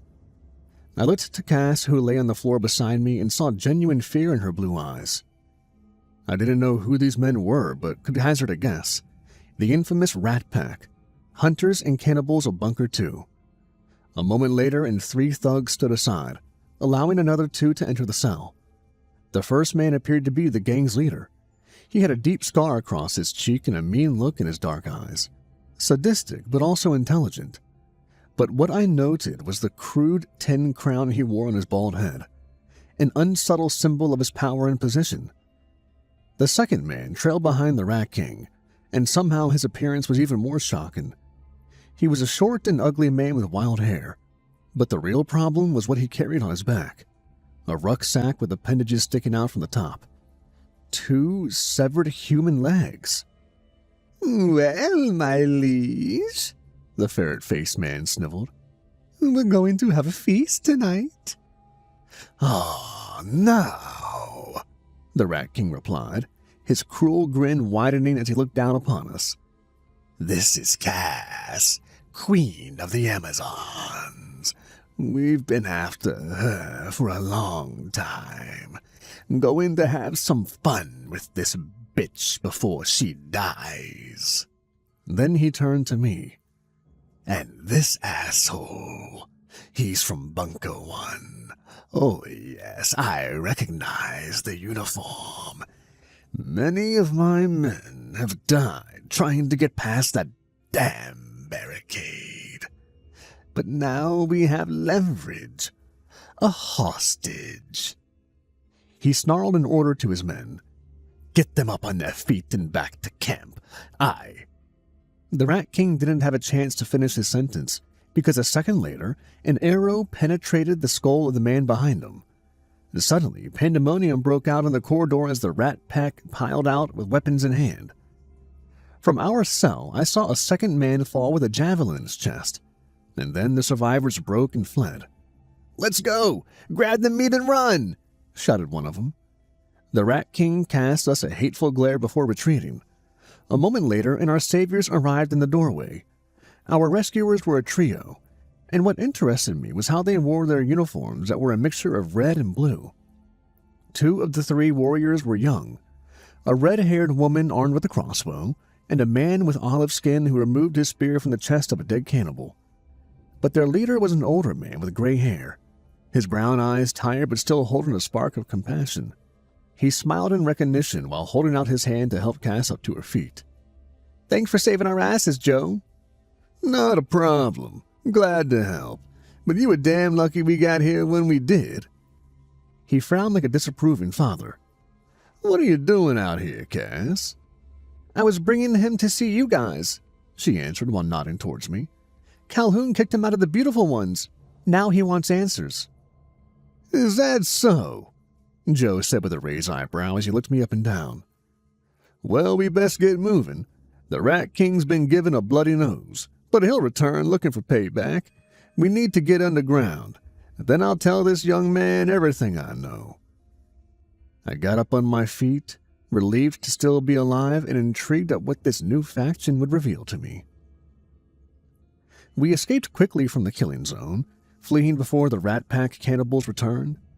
Joe and his people led the way, while Cass and I followed, both of us grateful to still be in one piece.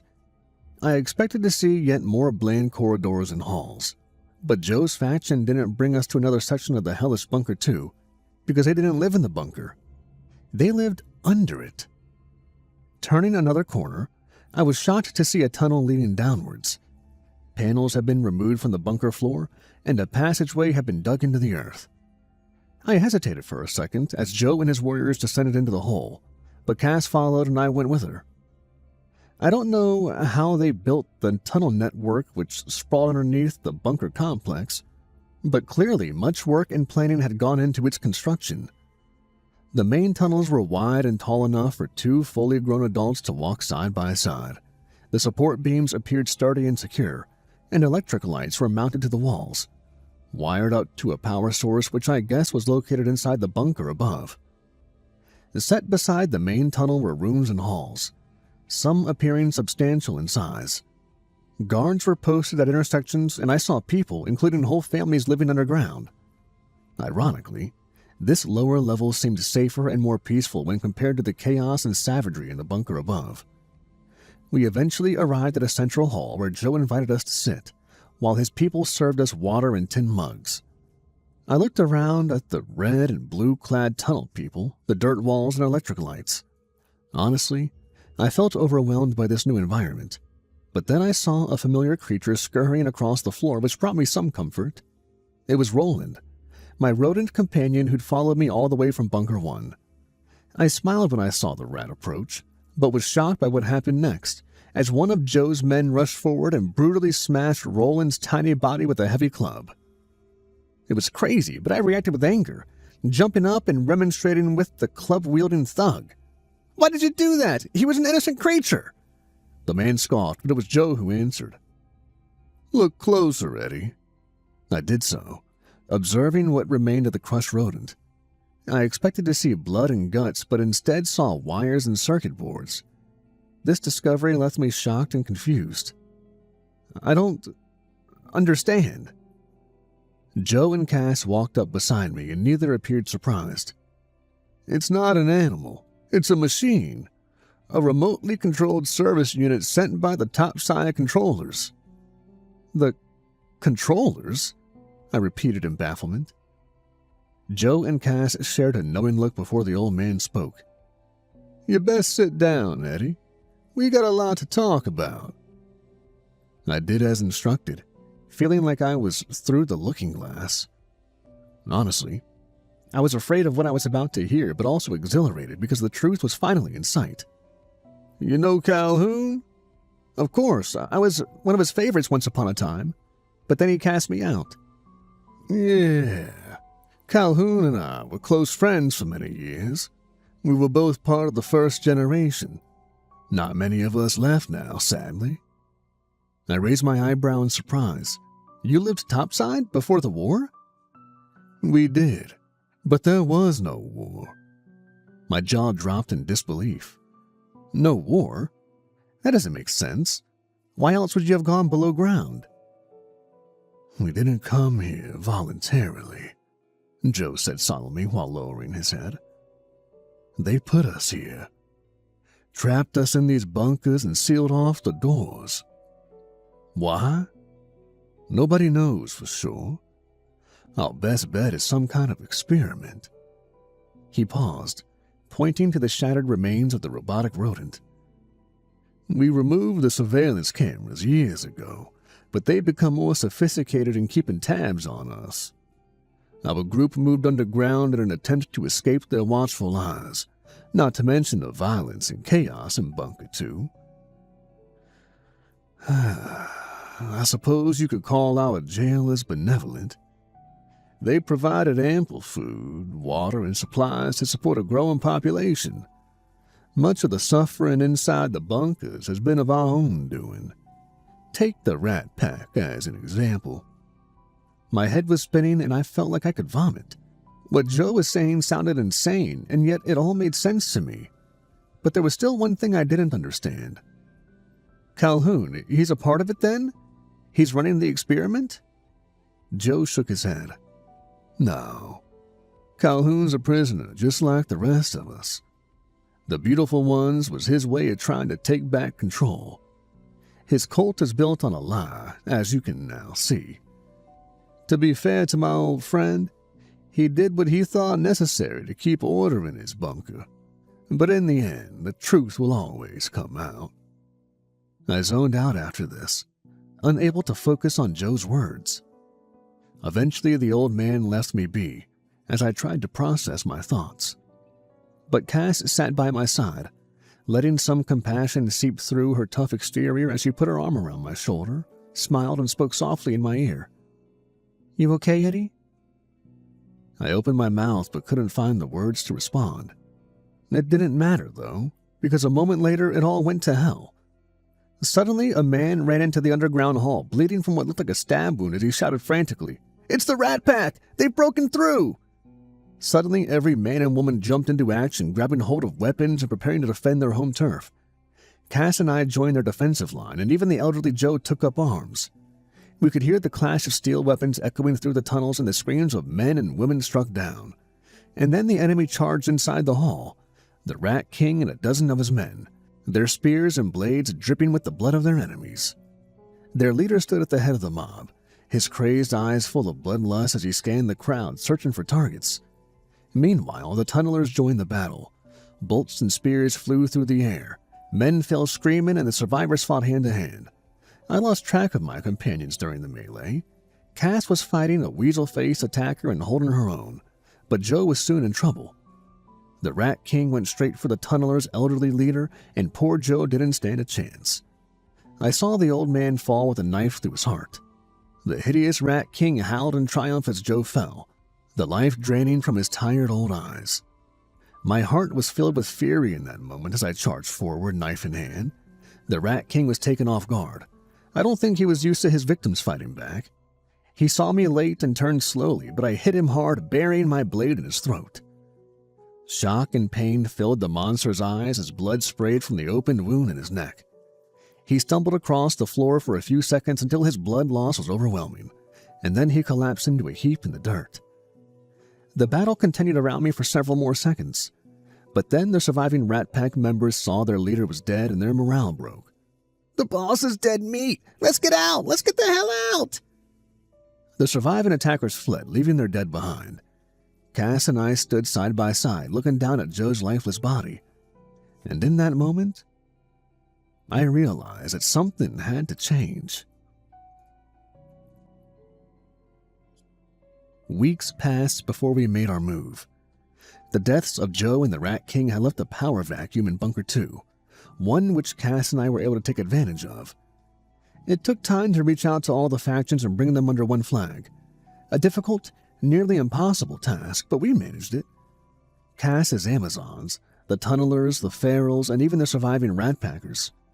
Former enemies had become allies, and what brought them together was one thing: the truth. We spent time waiting for the right moment to strike.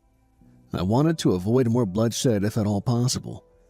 Cass and I watched the barricade for several nights, waiting until both guards were asleep before moving in quietly, overpowering and restraining both men and taking them prisoner. With this task completed, our ragtag army moved in. Calhoun had become complacent. It had been so long since the last significant attack upon Bunker 1, and their defenses were weak. His second mistake was letting me live. I'm sure Calhoun thought I'd die over there in Bunker 2. He certainly didn't expect me to come back with an army behind me. And I had the advantage that Bunker 2 people didn't: knowledge. I had grown up in Bunker 1, so I knew the layout, the people, and the routines. We came in while the beautiful ones were asleep, taking them off guard. By the time my former neighbors emerged from their bunks, it was already too late. They were outnumbered and outgunned, but I'd given my soldiers strict orders not to kill. The Bunker 1 community were in a state of shock and astonished to see me back. Sonia was amongst their number. There was anger in her eyes when she saw me, and I felt sure my ex-fiancé would speak out. But all Sonia's hatred seemed to melt away once she locked eyes with Cass, because the two women were sisters, separated at a young age but now reunited. And they weren't the only ones. The peoples of Bunkers 1 and 2 had been enemies for years, but this was an artificial divide, and ultimately we were all from the same place. But Calhoun wasn't willing to accept this. The high priest marched into the dining hall where we'd assembled the prisoners. His enforcers, Mo and Duncan, stood by his side, and all three were armed with daggers. It seemed Calhoun wasn't ready to give up. He looked at me with disappointment in his old eyes, shaking his head as he spoke. Edward, what have you done? But this judgmental father routine wouldn't work on me. Not anymore. I didn't respond to Calhoun, instead speaking directly to the Bunker 1 folk. This man has been lying to you for years. Yeah, he may have had his reasons, but he's a liar nonetheless. There was no war. The surface isn't uninhabitable. The truth is, we're prisoners. Our forefathers were trapped down here decades ago. Anonymous controllers have been watching us ever since, observing us like we're rats in a damned maze. And this divide? Bunker 1 versus Bunker 2? It's meaningless. We are brethren, all from the same stock, and we're all victims of the same cruel system. Only by working together can we break the wheel. I've been practicing this speech in my head for weeks, but honestly, I didn't know how it would be received. Would the beautiful ones continue to deny reality? Would they remain loyal to Calhoun and his false vision? I looked around the faces of the people I'd grown up with and saw the doubt creeping in. It seemed there had been cracks for some time, and now it was all crumbling down. I expected Calhoun to call me the liar and defend what he'd spent his entire life building. The old man opened his mouth to speak, but the words didn't come. He looked exhausted and defeated, and perhaps even relieved that it was all over. The final blow was when Duncan and Mo, his most loyal enforcers, dropped their weapons and came over to our side. I had won, but I didn't hate the fallen priest. I felt sorry for him. "You can still join us, Calhoun," I exclaimed in an attempt at reconciliation. "You're a victim of this system too. Help us find a way out." Calhoun laughed bitterly, waving his knife in the air as he spoke. "You stupid boy. You still don't get it, do you? There is no way out. You've no idea what you're unleashing." "It's over, Calhoun. This is happening whether you like it or not." I honestly didn't anticipate what Calhoun would do. If I had any inkling, I would have tried to stop him. But he acted too quickly, such was the former high priest's determination. "I won't be a part of this," he cried out in defiance. Then, Calhoun raised the knife to his neck and sliced his throat from ear to ear. Cass, Sonia, and I ran to his side, but it was already too late. Calhoun choked on his own blood and the life went out of his eyes. I hadn't wanted anyone to die, but Calhoun had made his own choice. His action wouldn't stop us. We all marched as one now. Beautiful ones, Amazons, tunnelers, and Rat Pack. All united with a common goal: to break the system and escape from this man-made hell. There was only one place to go: the bulkhead doors, the steel barrier separating us from the surface. We didn't know how to break out, not yet, but together we would work it out. We marched as one down the final corridor, our goal in sight. But the controllers must have anticipated this scenario. I saw one, then two, then three rats emerging from the vents in the walls and ceiling. Except they weren't rats. They were the same model as Roland, surveillance drones. But this wasn't their only purpose. Within moments there were dozens, then hundreds. They emerged from every crevice, coming in front and behind, soon surrounding our party. The mechanical killers surged forward in a deadly wave, opening their maws to reveal rows of razor-sharp steel teeth. One of our number fell, bit on the ankles and shin before being overwhelmed by a swarm of ruthless attackers who tore him apart. People screamed and tried to flee in a blind panic, knocking others down and crushing them in a stampede. Meanwhile, the rats kept on coming, tearing into human flesh. Many of our people fought back, smashing and slicing robotic rats with clubs and machetes. But there were so many of them. Soon it descended into a bloodbath as Calhoun's grim warnings came to fruition. Cass, Sonia, and I formed a defensive ring, protecting the children as we prepared to fight the desperate last stand. Our plan was a disaster, as the system had fought back with unprecedented brutality. And yet, as I faced a likely death, I felt surprisingly calm. Because although we might die today, At least we would die free. No longer prisoners, dwelling in the darkness.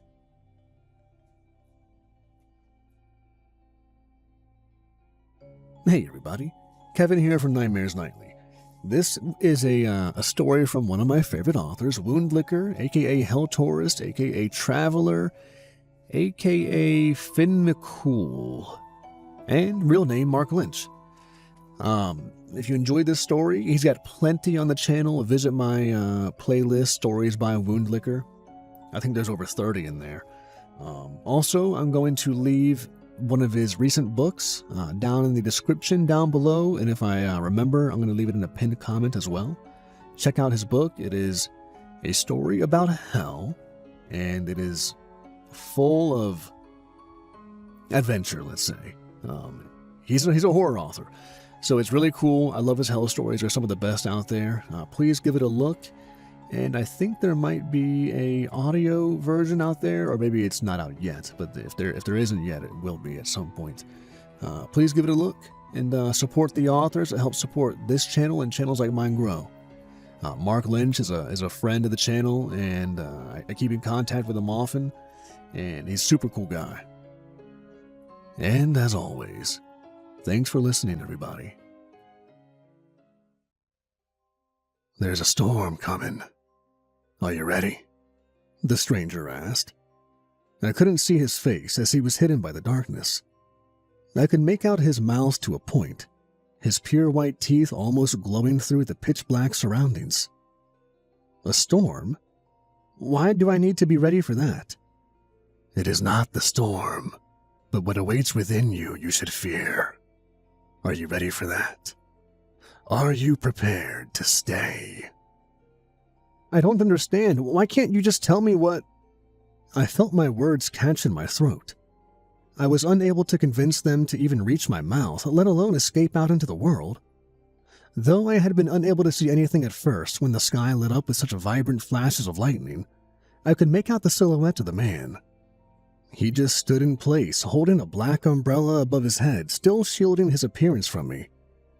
When the scarlet rain began to cast down upon us, I no longer attempted to focus on the stranger, only on the heavy, blood-like drops as they quickly formed pools around our feet.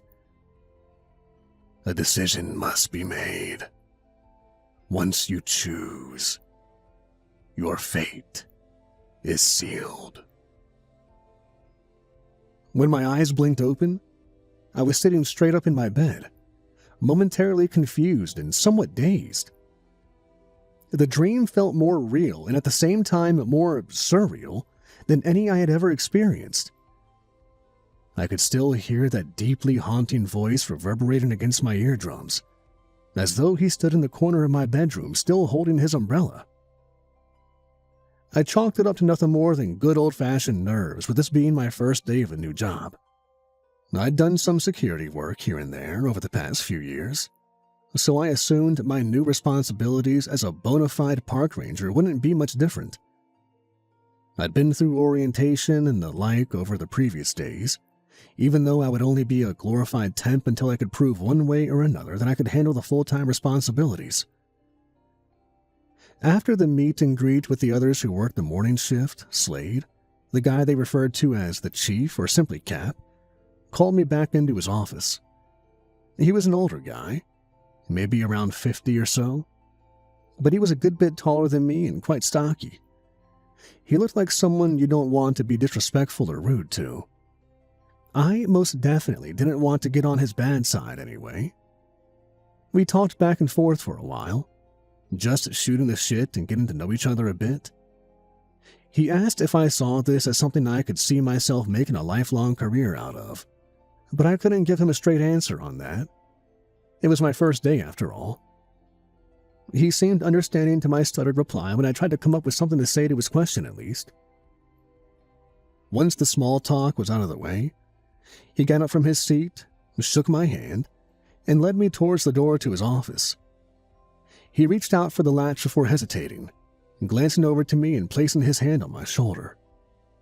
Once you see them, they see you too, he told me, staring into my eyes with such intensity I felt my spine stiffen. Huh? There are a lot of strange things out there, but nothing else like them. You best be sure you want to stick around before the rain comes. I'm sorry, sir. I don't know what you're... Get a feel for the job, get the routines down, and get to know the rest of the guys. We're a family around here. More so than that. I just continued to stare back at him, feeling more puzzled by the second. To be honest, I thought he was just messing with me, hazing the new guy and all. Still, he was getting up in years, so I thought he may well have been a bit...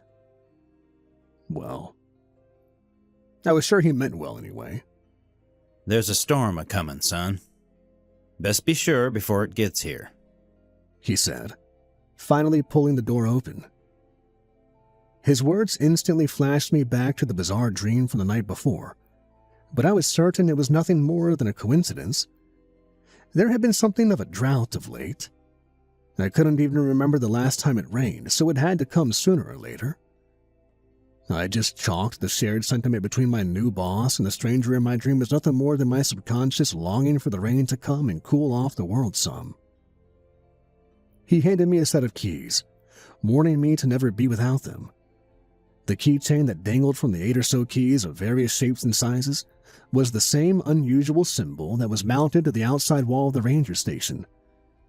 I didn't pay much attention at the time, as I assumed it simply represented whatever company may own or operate things around these parts. But I would learn to damn sure do what he advised, and keep them on me at all times. As that first week progressed, I grew to very much enjoy the job, as well as the company of my fellow employees. Since I had technically signed on for seasonal work, there was potential for it becoming a full-time thing, so I tried to learn everything I could to give myself a better shot. I worked at staggered shifts those first few weeks, working with just about all the other rangers to get all the different perspectives. They were a friendly group, but Rick, the graveyard shift guy, was a bit twitchy and nervous for someone hovering right about 30 years old. He was a slender, shaggy-haired guy, but he looked like he had some muscle on him. There were scars up and down the length of both of his forearms, but I assumed that may have been from his time overseas, and likely a factor for his troubled mind. "You hear some crazy shit out here when the sun goes down," he said more than once over the days we worked together. "What kind of crazy shit?" I asked, honestly quite curious as to what would qualify as such, given all the wildlife around. "Hard to say, really. Just, I don't know, unnatural, I suppose." "But, I mean, like, how so? Weird animal noises? Squealing tires of cars and such? Maybe people messing around? What?" I guess a bit of everything in a way, you know?" Nope, don't know," I replied with a laugh. "You'll understand when you see him," he said, attempting to laugh with me. "Kinda open your eyes some, though. Best if you don't, see him."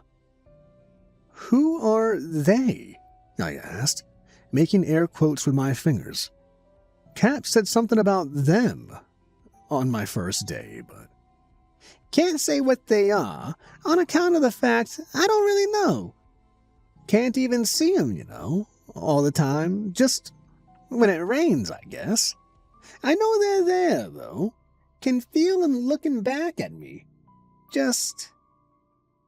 He sort of drifted off while he spoke, just gazing out the window. Whether he was looking at them out there in the dark, I didn't know. In all honesty, I didn't buy it at all. That something out there was only visible in the rain, but Rick looked troubled. Craig, one of the early shift boys, told me that Rick had some lingering PTSD from his time in Afghanistan, and he wasn't all there anymore. For the most part, he seemed like a good dude, but he had seen some shit. His eyes revealed that much. Were it not for Captain Slade having dropped the warning about the elusive them when I started, I wouldn't pay Rick's words any mind. But it had most certainly piqued my curiosity. "Are they dangerous?" I asked after the room fell silent for a while. not sure, honestly. But some of the other things are. All kind of things out there. Gets more clear when you see 'em, though. The more he spoke in his almost frustrating riddles, the more uneasy I felt. Not from the elusive them, but from Rick's seemingly troubled mind. Fortunately, the shift had almost reached its end by this point. I had grown more awkward and somewhat uncomfortable the longer we shared each other's company. So when the clock chimed to signify the morning crew should be arriving any minute, I almost jumped to my feet to ready my escape. Before I signed on for seasonal work, I hadn't realized what sort of schedule I may be working. I'd been to various campsites and parks before and witnessed a few ranger stations closing up shop for the night around 7 or 8. Had I understood that this particular area required 24-hour supervision, for some reason, I'm not entirely sure if I would have gone for it. But it would seem like I would be fluctuating my hours at least. Over the following weeks, I completed my training, grew far more familiar with most of the trails and more populated hiking spots, and had begun to feel like a solid part of the team. Being the new guy, I was still working a different shift each week, but I was okay with that. I would still have plenty of time off, plus guaranteed at least one full weekend off a month. Sure, the job didn't pay quite as much as I would like, but I would apparently get a healthy raise after becoming a full-time employee. Cap assured me it was entirely in my own hands, whether or not I wanted to become a permanent member, though I wasn't exactly sure what he meant by that. If I chose to just stick with part-time, my time with the Rangers would come to an end by around September, so I had a lot to think about. I had worked the job for about 2 months by the time I had yet another uncomfortable conversation, but I had already grown quite accustomed to such things. When the chief called me into his office, the expression he wore made me think he was about to fire my ass for a moment. It looked almost like he was intending to give me a piece of his mind, rather than asking if I'd come to a decision yet. That's how it felt to me at the time, anyway. So, how committed to this job are you? He asked, staring me down as though it was some sort of interrogation. I care about the job a lot, if that's what you're asking. Not to, butter my own popcorn too much, but I feel as though I've proved I can handle everything you guys have handed me so far. Yeah. The team has got nothing but good things to say about you, and you seem quite outgoing with the public and such. But that's not entirely what I'm asking. I'm sorry, sir, but I'm not sure what you're getting at. You understand why we close off the trails and damn near seal off the whole mountain when there's storms brewing? Well, yeah. It's too dangerous out there when it's wet, right? Yes, but also... Them, right? I said with a sigh. I know, supposedly you can only see them when... Ain't no supposedly about it, son. I know you got your doubts, and I don't blame you none. But if you do intend on making this a full-time thing, you're gonna learn. You need to be sure. I don't know what to tell you, sir. With all due respect, and please understand that I do have the utmost respect for you, but all this them stuff? I don't know, it sounds like some crazy superstition or something. He just looked up at me from his chair, drumming his fingers across the wood of his desk. Judging by the especially faded and worn section his fingertips bounced against at the time, it would appear he had been performing this very ritual for years. You've certainly proven yourself, son. I can't deny that. Every task we've given you, you've performed admirably. But there's still so much more to our responsibilities than what you've seen so far. Oh, I don't doubt that, I said with a laugh. I'd be one arrogant son of a bitch if I thought I had everything down in just a couple of months. That's the thing, though. You ain't even seen a hint of what we're really here for. Not yet, anyway. Again, we shared the silence as we gazed at one another. He had such intensity in his eyes, but I still couldn't fathom where he was going with any of this. Yes, I had no doubt there would be far more trying times ahead of me, should I decide to stick around. But how bad could it be? I'd already had to lend a hand in breaking up a bit of a scuffle between a few campers who knocked back a few too many. Some of the guys and I even had to deal with a drug deal that was taking place behind the trees, but I handled that okay. Those fellas tried to get physical with us, and I held my own even if I did take a few hits. Still, should things get more out of hand than anything I'd seen over those first few weeks, I was certain I could deal with it. I'd seen my fair share of scraps when I was younger, even had to defend my little sister against our drunk father more than once, so I'm no stranger to either tough times or hard decisions. Supposed to rain this weekend, The chief said, finally breaking the uncomfortable silence. You okay with working Saturday and Sunday? Yeah, shouldn't be a problem at all, I replied, fully aware that I couldn't expect to have every weekend to myself. I want you on the graveyard shift for the next few days, too. You all right with that? Yeah, sure thing. You think about how you see your place here. When the rain comes, if it's while you're on the job, really think about it. You want to stay and be a part of this? Take a look outside. If not, might be best to just turn on the TV and tune out the world for a time. I wasn't exactly psyched to work the late shift, nor was I thrilled about sharing the office with Rick again, but I had a feeling Cap was testing me. I still hadn't given him a yay or nay on the ready for full-time question yet, but I was interested. I couldn't deny the strange superstitions of the group that had made me a bit uneasy, but I still liked everyone I had worked with so far, even Rick, when he wasn't being so, well, dramatic, I suppose. To my surprise, when I came to work the following night, it would seem I would be working alone. On one hand, it was quite intimidating to be left to my own devices for the first time, but on the other, it would be incredibly peaceful to have the place to myself. The times I'd worked the night shift before, little to nothing happened, other than the occasional phone call or making rounds to pass the time. It had already begun to sprinkle during my drive to work, and I had to manually open the main gates at the base of the mountain, as they had already shut everything down for the storm. When I rolled into the station, Sarah and James had made a little small talk, before almost ordering me to give them a call if anything came up.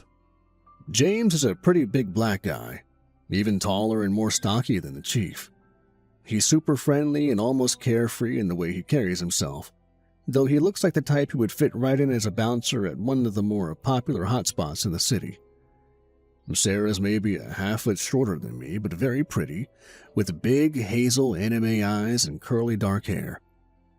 She comes off as really sweet and friendly, but I get the feeling she could kick some serious ass if a situation called for it. Given how quiet everything had grown outside, I assured them they had nothing to worry about. I didn't want to just flat out admit that I would likely just take a nap after a while, as I didn't see myself making rounds in the rain.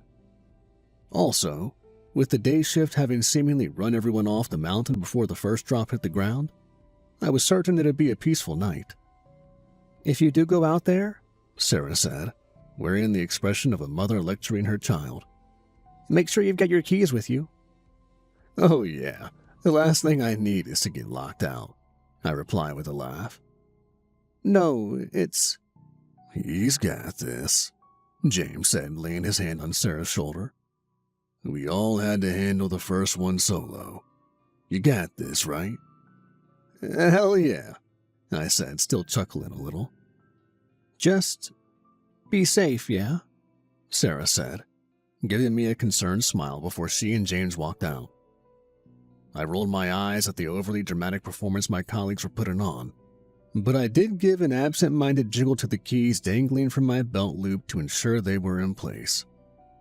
With the place all to myself, I kicked back, switched on the TV in the lounge, and kicked back on the couch. Maybe an hour or so after the previous shift had headed out, the bottom fell out. It sounded like a veritable monsoon was hammering against the walls of the cozy cabin we called a ranger station. Even with the brutal wind sounding as though it was thrusting the trees themselves against the exterior walls, it didn't concern me much until the TV lost its signal.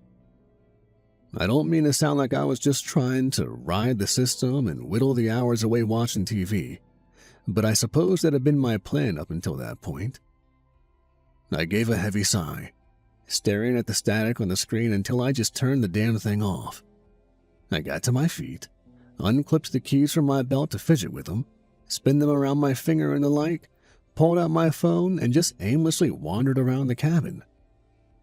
As I casually played my bubble popper game while tinkering with my keys like a fidget spinner, I sighed once more when the lights went out.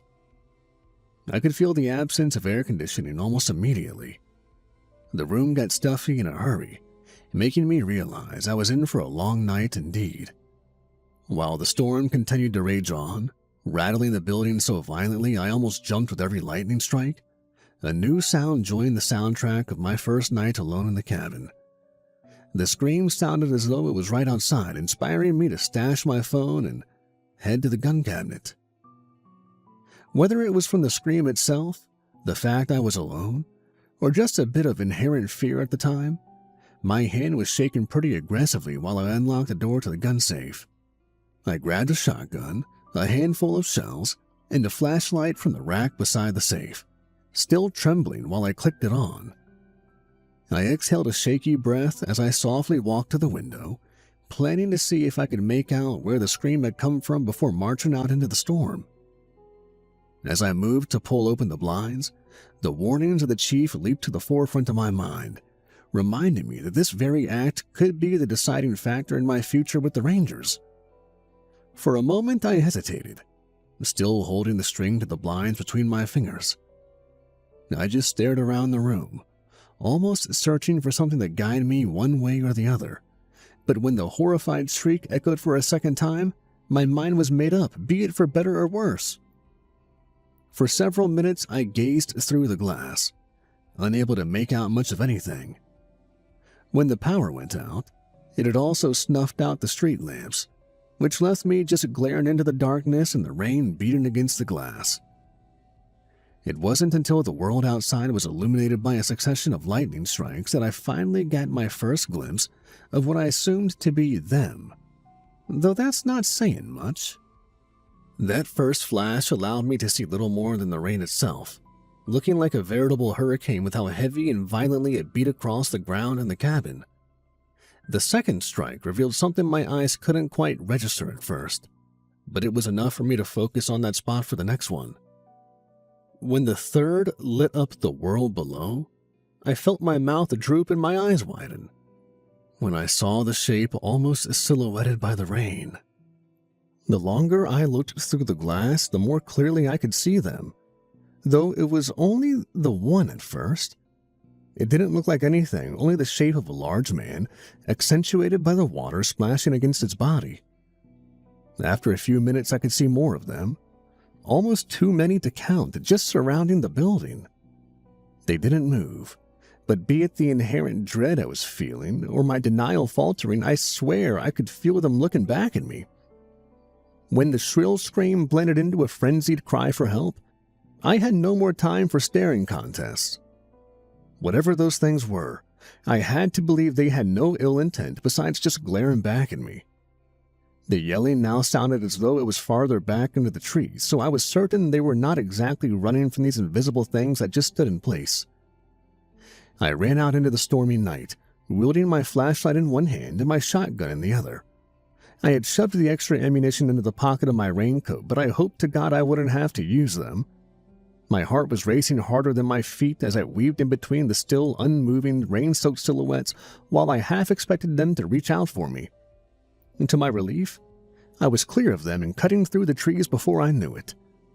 The further I sprinted through the woods, the louder the screaming grew, assuring me I was nearing whatever frightened individual had found their way this far up the otherwise sealed-off mountain. My legs almost sent me to the soggy forest floor, skidding to a halt when I finally looked upon the one who continued to shriek. I felt my limbs shudder more violently than the slender branches shaking from the aggressive wind when my eyes met those of the screaming figure. "Help me," it said in a voice not unlike a terrified child. I couldn't form anything legible from my mouth, which trembled just as much as my fingers and toes.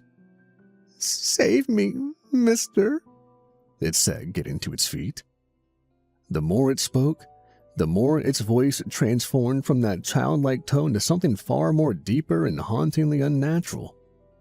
"You will help me, won't you?"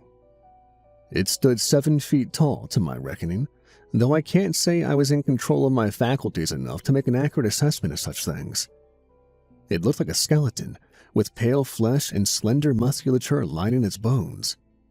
Its face was long, with its pointed chin almost touching the top of its chest, even with the neck that appeared just as lengthy as its scrawny forearms. When my flashlight slipped from my fingers, I could only make out its features in between flashes of lightning, each one revealing it had neared since the last. It looked as though its arms and legs had 2 joints for every one I had, making its staggering movements in the sporadic light even more unsettling to look upon. As it opened its mouth wider to reveal thin and pointed teeth, it appeared as though its jaw did not hinge, but simply dropped open as though it had pistons behind its wafer-thin cheeks. The emaciated and sunken chest heaved as it moved closer, accenting its ribs that seemed to double my own in number. Those insanely lengthy legs darted right at me, until I could finally make out the pure and almost shimmering white of its eyes. There were no irises to speak of, only tiny, round, blackened dots in the dead center of the otherwise milky pool of its gaze. "Do something!" a voice in the back of my head yelled out, but I couldn't convince my paralyzed limbs to move. It wasn't until the thing shrieked out again in that shrill squeal that almost caused my bladder to rupture from within that I finally forced my body to listen to me. It reached out towards me with those slender arms shifting at its inhuman angles, while I moved my limb, training my loaded shotgun before me. I pulled the trigger, releasing the shotgun spray directly into the midsection of the horrendous creature. Since I had only managed to take possession of the hand that held my weapon, my inability to stabilize the damn thing before I fired kicked the gun right out of the fingers that barely gripped onto it. As soon as the shell discharged, I felt it jerk my wrist and elbow to the side, sending my only weapon to the ground. Though the skeletal creature shrieked more aggressively when the shrapnel tore into its gut, it was only momentarily stunned. My weakened knees dropped me just as hazily to the soggy forest floor as the low-flying shotgun had only moments before, while I watched the torn flesh and tissue repair itself before my eyes. "My God!" the voice in the back of my mind whimpered. "What can I do?" The thing let out another squeal, but it was not one of anguish or pain. If I had to wager a guess, I would assume it was laughing.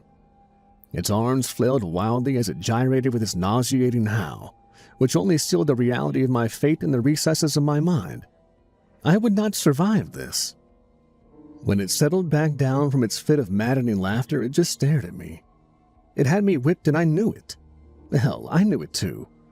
But I just couldn't fathom how to do a damn thing about it at this point.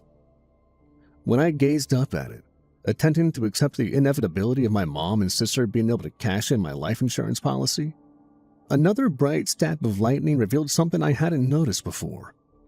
Its pale flesh had scars across it. Not remnants of tears and gashes or even shotgun spray to the gut, but symbols burned into it. Not just any symbol, but the one that adorned the outside wall of the ranger station, though these were about the size of a keychain. I reached for my belt, my heart racing with the prospect of a possible manner of escape. A desperate plea of preserving my worthless life that crumbled in an instant when I realized my keys now lay upon the shelf next to the gun cabinet back at the cabin. "No," I whimpered, my heart sinking into the pit of my stomach. I exhaled one last trembling breath as the thing leaned over at its lengthy waist, reaching out for me with both of its hauntingly unnatural arms, steadily twisting as they neared. I could smell the sickeningly foul stench, drifting from the blackened tips of its fingers as they closed the gap between us before I closed my eyes, bracing for whatever it had planned. When the gunshot rang out, I almost confused it for a violent clap of thunder at first. As the sticky fluids and grizzled tissue sprayed across me, my eyes blinked back open to see the thing glaring at the meaty stump of its left hand before another bullet tore into its chest.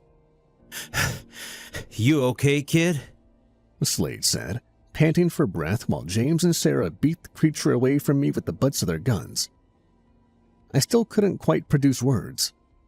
Only looked on as the creature regrew its hand while each wound inflicted by my colleague sealed shut before the next. Once they had it down on its knees, they pulled something from their pockets, pressing it against the flesh of the beast. The thing shrieked out in agony from the circular crests burning its skin, leaving that same symbol that hung from my keychain in their wake. While the injuries inflicted by our weapons faded within moments, those charred into it from the bizarre symbol remained reddened and angry. Slade helped me back to my feet before the thing pushed away from my associates, attempting to get to its feet and sprint back into the woods. When James kicked the legs out from under it, Sarah drew a lengthy machete from her hip. They moved so quickly, coordinating each attack so flawlessly that I could barely keep track. James finally pinned the thing to the ground, pushing the heel of its boot away from the withered chest of the flailing creature. With one swipe of her blade, Sarah separated that horrendously long head from the slender neck, kicking it to the side like a soccer ball when the work was done. I still just looked on while they severed each limb, before gathering up the dismembered parts in thick garbage bags once it was split apart into easily manageable servings. Only moments prior, I was certain I would not live to see another day, so I didn't speak a word while they handed me a few of the bags before helping me back to the station. Nobody acknowledged the things only made visible by the pouring rain as we left the trees behind, nor did anyone speak up until we got back into the cabin. Slade walked down to an apparent basement I never knew about, after tossing the bags down the stairs while James and Sarah fished some towels from a closet. Moments later, after the rumblings of something below, the lights flickered back on. Sometime later, the chief came back up from the lower level, panting slightly as he rubbed his brow at the back of his forearm. I had no way to know what exactly he did to dispose of the pieces of the creature in the woods, but that was only one of so many questions I had bouncing around in my mind at the time. Probably should have told you about the generator downstairs, Slade said with a chuckle, giving Sarah a grateful nod for the towel she handed him. Probably should have told me a lot of things, I replied, almost coughing on the first words I'd spoken in what felt like hours. You wouldn't have believed them, Sarah said, vigorously scrubbing the towel across her thick and wavy hair. I know I wouldn't back then. James was just staring out the window while attempting to dry himself off, only looking back from time to time to give it a green nod or smile. Sarah went to the kitchen, coming back some moments later with a tray holding our 4 steaming cups. I hadn't even realized how frigid my flesh was until the hot coffee flowed down my throat.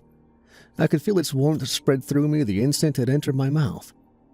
Slade handed me some blankets before we all gathered up in the lounge, sitting around like huddled-up kids at a sleepover. They can see you now, he said, gesturing with a tilt of his head towards the window in the lobby. The invisible guys? I asked, almost laughing at the absurdity of it all. The Watchers, we call them, on account of that's all they do. They don't mess with us, and we don't mess with them. But when they're out, well, so are the others. He cut his eyes between each of us while he spoke, though I still had no doubt the rest of the room's occupants had been through this speech before. Still, he didn't come off as our boss at the time. The way he talked felt more like a close relative or a dear friend telling a tale. You see, son, this mountain is home to what could be called a weak spot, a flimsy doorway between this world and another. For some reason, things can't get through one way or another on any normal day, but when it storms, well, that's a different story. Can't say why, as I'm sure it's way above my understanding, but something about the rain opens that door up further. That's where we come in. So, what are we, like? I don't know. The Guardians of the Storm or something? I asked, still fighting back a chuckle at how silly the concept sounded. Hell yeah, James said with a smile, cutting his eyes at Sarah. I like that. We should put that shit on a t-shirt. We all laughed at his enthusiastic reaction to an otherwise insane conversation. If nothing else, That moment of levity allowed the tension in my back to release for the first time in God knows how long.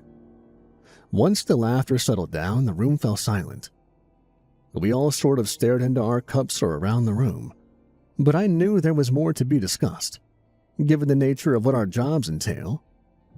"We've all been through something like this," Sarah said, giving me a somehow compassionate smile. "But we were nearby the whole time." "Yeah, we wouldn't leave you alone on your first storm. It's just, I guess, part of it, you know?" James said, sounding equally as understanding as Sarah. "You gotta feel alone with it to appreciate what it is we're protecting people from out here." "I don't know, man," I replied, giving him a smirk. "I think I still would have been freaked out if I had a whole damn army with me." While we talked back and forth, another question occurred to me. "So if the door, I don't know, swings open when it rains, I mean, are those things still out there?" Rest of the team is out there right now. We'll be until the storm calms. "Should we be out there too?" "Believe it or not, this isn't a bad one. Besides, everyone else is out by the gateway." "Yeah, every now and then a stray gets by, but we keep the main group at the door, and the rest of us stay back to catch any that get through." You'll get the feel for everything soon enough, Slade said, giving me a more compassionate look than I thought him to be capable of. One thing you need to prepare for, though. It's all hands on deck when it storms. As the night progressed, they explained more about the doorway and how it's up to us to fight back against anything that comes through. I couldn't quite understand how something like this couldn't be left in the hands of some government-run military force, but Slade just said it's best if those in charge didn't know about the rips in the world like these. Yeah, I couldn't deny that it was scary to think of what the all-powerful people of the world could do with something like this. But could a handful of half-assed trained rangers do enough to keep this concealed? As it turned out, I was about the only one who was half-assed trained at the time, something that would be remedied very soon. Before the storm finally calmed down, Slade asked me once and for all if I was ready to be a full-time member of the team. I was scared. I can't lie about that fact. But how often does some average asshole get the chance to make a difference in the world? I told him I was in before the words even left his mouth. Something that inspired the rest of the room's occupants to act like it was my damn birthday or something. Slade looked downright proud as he clapped me on the shoulder while shaking my hand so enthusiastically that I thought it might just pop right off. He laughed pretty hard when I said that very thing. And it was only then that I realized I had never seen him smile before this night.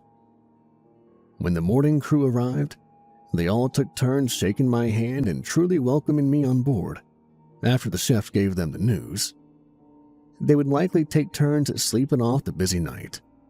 But that was just another part of the routine I had to look forward to. When I finally got back home just a little while later, I passed out as soon as my head hit the pillow.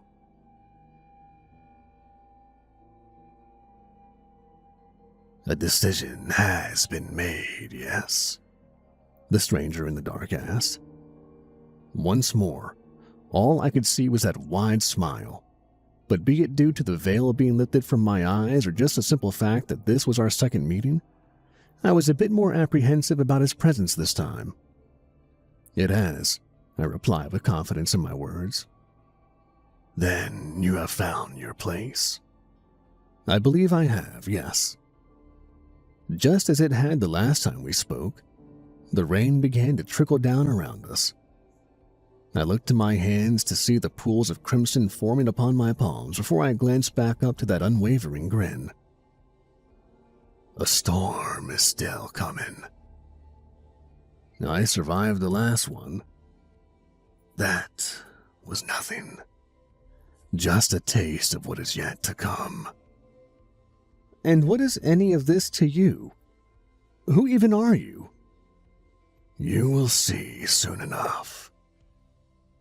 The laughter that erupted from that oversized mouth after those last words broke free from it damn near caused me to retch over the side of my bed when I, once more, found myself sitting straight up gasping for breath. I planned to ask Slade and some of the others if they've experienced any strange dreams featuring this unusual individual, but I'm sure it's nothing more than my subconscious, getting carried away with my new outlook on the world.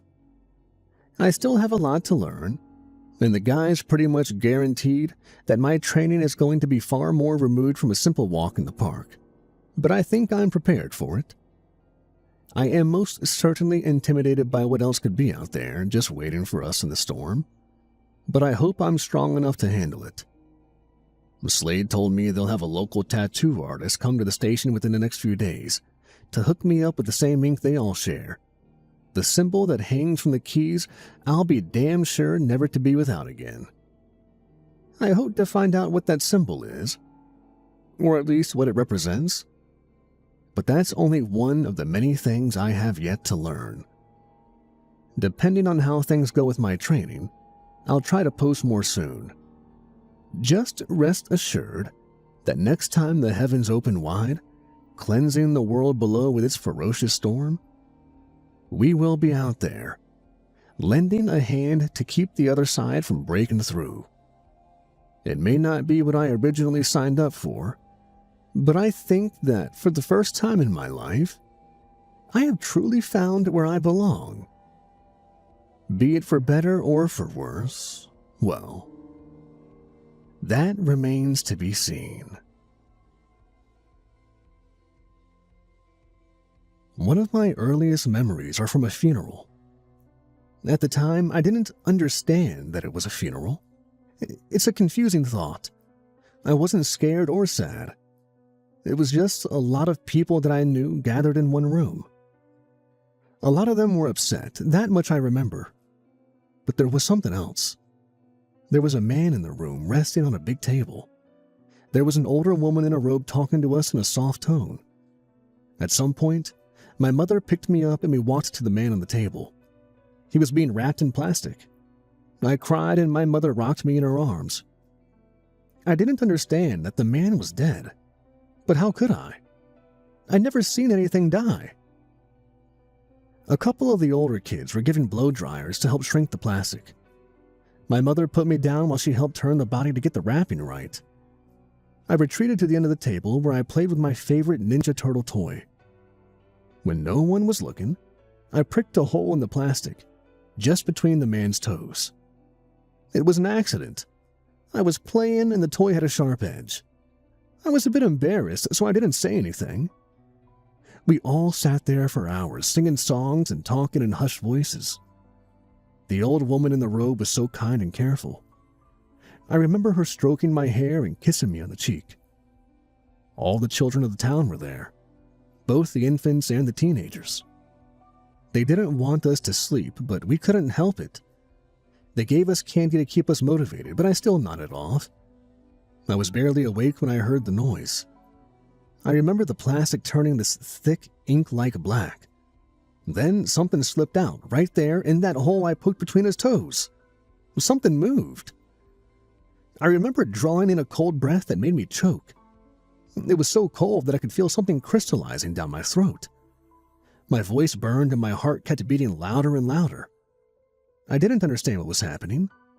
The last thing I remember from that day was the kind old woman screaming at two men to hold me down as she hurried to me with a bone saw and an apologetic expression. Next thing I remember, I was in the hospital. It wasn't that bad. Getting fed through a tube in your arm is weird, but I got so many toys and comics from that day that it felt like Christmas all over. I had aches and pains, but they passed. Once I was okay, my parents sent me to live with my aunt in a neighboring town. I didn't like it, but they painted it as this great opportunity and a chance to meet new friends. They said it was temporary, and I believed them. I hadn't met enough liars to know the signs. That temporary solution lasted all through my childhood. My aunt is a wonderful woman, and how she managed to care for not only me but my two cousins is beyond me. My parents would send her money, but they would never come to visit. We never talked about them. and when they passed in the winter of 2016, I wasn't told until long after their funeral. I can't say I miss them. I wish I could, but I can't. After high school, I decided to pursue a degree in anthropology. I don't want to attribute all my interest to that first memory, but I can't say it didn't have an impact on me. I had no idea why our burial ritual had been so strange compared to anything I've read. We bury our dead in coffins, in the ground, or cremate them. We don't shrink wrap them in front of an audience. For the longest time, I thought it was something I made up. A bad dream brought on by a nasty fever. But the more I thought about it, the more I had to know for sure. While studying for my master's degree, I decided I was going to write a paper about this custom. That is, if it was real to begin with. I had a couple other topics lined up just in case. I asked my aunt about it, and she wasn't too happy talking about the topic, as it brought up bad memories of my parents. She asked me to consider other ideas. However, I took note of something interesting. She never disputed the fact that the shrink wrapping was real. She would mention how that town wasn't a big deal and how it wasn't noteworthy, but she never said I was wrong. That village is in rural South Dakota.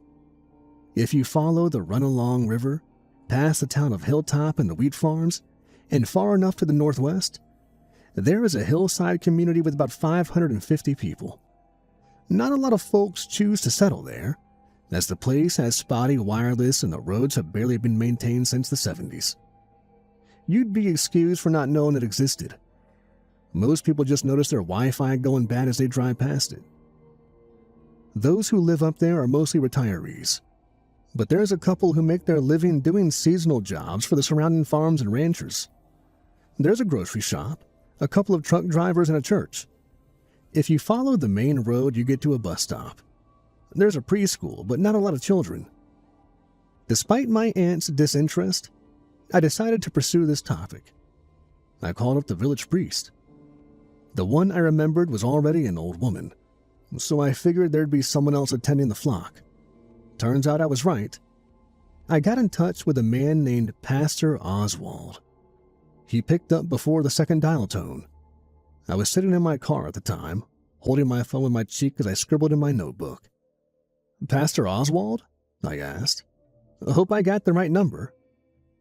"Sorry, I don't get a lot of calls. Who am I speaking to?" I introduced myself as a master's student in anthropology and explained my interest in their burial rites. I didn't bring up the details of my past, thinking this person probably didn't know about me either way. I explained how I was there to interview and observe, for academic purposes. Pastor Oswald waved it off. "No problem at all. We have a ceremony scheduled 2 days from now that you're welcome to attend. Respectfully, of course." How could I say no? I drove out there on the day of the ceremony. I was told it would be held later in the evening, so I had plenty of time to make myself reacquainted with the town. I took a detour off the highway and noticed my internet connection going spotty, so I knew it wasn't far. There was something familiar about the smell. It's strange how well something that small sticks with us. Just from taking a deep breath, I could tell I'd been there before. Springtime never really changes. It was just that time of year when it's still uncomfortably cold, but the sun shines so brightly it stings your eyes. Where a warm jacket is too much but leaving at home is too little.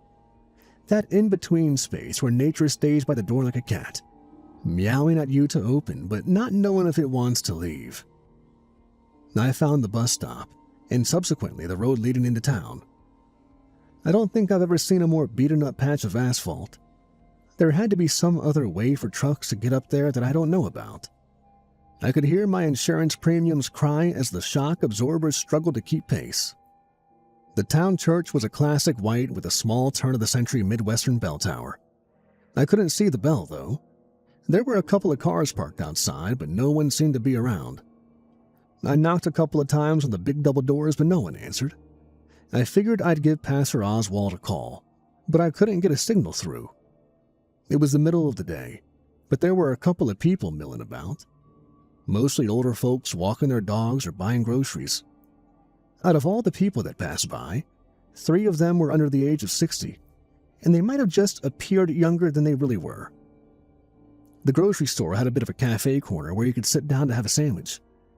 It wasn't so much a coffee place as it was a collection of chairs scattered around a handful of wobbly tables, with a couple of handwritten signs showing the price of drinks. It looked way too cheap, but that's probably because they hadn't adjusted for the past 6 years of inflation.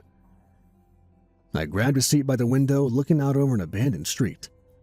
A couple of crows had made their way into a trash can and threw garbage out there like there was no tomorrow. They looked like they knew what they were doing. More young birds than there were young people. As I sat down for lunch, a peculiar man walked in. He was in his early 50s, with a shaved head and a 5 o'clock shade lining his jaw. A bit of a beer belly, but he had these really clear green eyes. He gave me a long look, stopped, and circled back. He pointed a finger at me and cocked his head. "I know you. How do I know you?" "I don't think you know me. Sorry." "Now hold on." He sat down across from me, still thinking out loud. Then, pointing again, he started listing names. My mother, my father, my aunt, a couple of my cousins. Then something clicked. He snapped his fingers. "Don't tell me. You're Henry's kid." "Got me there," I admitted. "You see the family resemblance?" "Don't you?" I raised an eyebrow at that. He looked at me like I was an idiot. "Jerry. Uncle Jerry. Dad's brother?" "I never heard of an Uncle Jerry." "Figures." He reached out a hand. I was hesitant at first, but he had a genuine smile. That, and he had managed to list a whole bunch of names from my family, some of which I barely remember myself. He was the real deal in one way or another.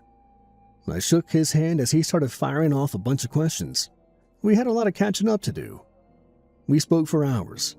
He was pleasant to talk to, and the more I looked, the more of myself I could see in him. We had the same ears, for example, and the space between our front teeth. I told him about my studies and the peculiar memory of the shrink wrapping. He perked up at that. "They still do that. It's the strangest thing." "You know what it's about?" "Yeah, I'm surprised you don't, given the circumstance, you know." "What are you talking about?" I sipped my coffee as he gave me a curious look. He crossed his arms and leaned back in his seat. "They call it Good Friday lung. You had it as a kid. Don't you remember?" Good Friday lung was a condition brought on by something in the soil. They didn't have an explanation for it, but it was something that occurred about 3 to 5 days of decomposition. A person who died would exude this black smoke that made people sick. Apparently that's something I got when I was younger. That would explain my memory. "Burying them just makes it spread through the soil, get sucked up into the groundwater and the crops. Dangerous stuff." "What about cremation?" "Burning spreads them faster. It gets in the air like a cloud. A whole bunch of people died from that at the turn of the century, according to the church records." "What about acid? Liquidation?" "Might work, but that'd be expensive as hell. You can't just get industrial-grade body-burning acids at a moment's notice. So yeah, we shrink wrap. Simple." I got to see it for myself. "Well, you'll get to. Old Harlan passed a couple of days ago. Sad to see the stuttering old fool go, but that's life." I'd never heard of Good Friday lung. It sounded ridiculous. Apparently it was some kind of aerial infection that affected people who'd lived in that town for too long. They'd tried several techniques over the years, but shrink wrapping was the simplest and most cost-effective way to prevent any harm from spreading. It didn't quite explain everything. For example, why did they gather all the children at the ceremony? It seemed ill-advised to bring all the young to witness something so macabre. What Jerry had shared was a start, but it didn't quite paint the full picture. I'd never heard of anything like this, and yet, they all accepted it like it was a part of everyday life. My estranged uncle was supportive of my research into the subject, albeit a bit less helpful than he might have wanted to be. For example, he had no idea where the condition originated. Apparently, it was just part of living by the river. Later that evening, people gathered at the church. Jerry was supposed to meet up with me a little later, so this was my chance to talk to Pastor Oswald and get a bit of history. The double doors were wide open, and a group of 24 people had already gathered.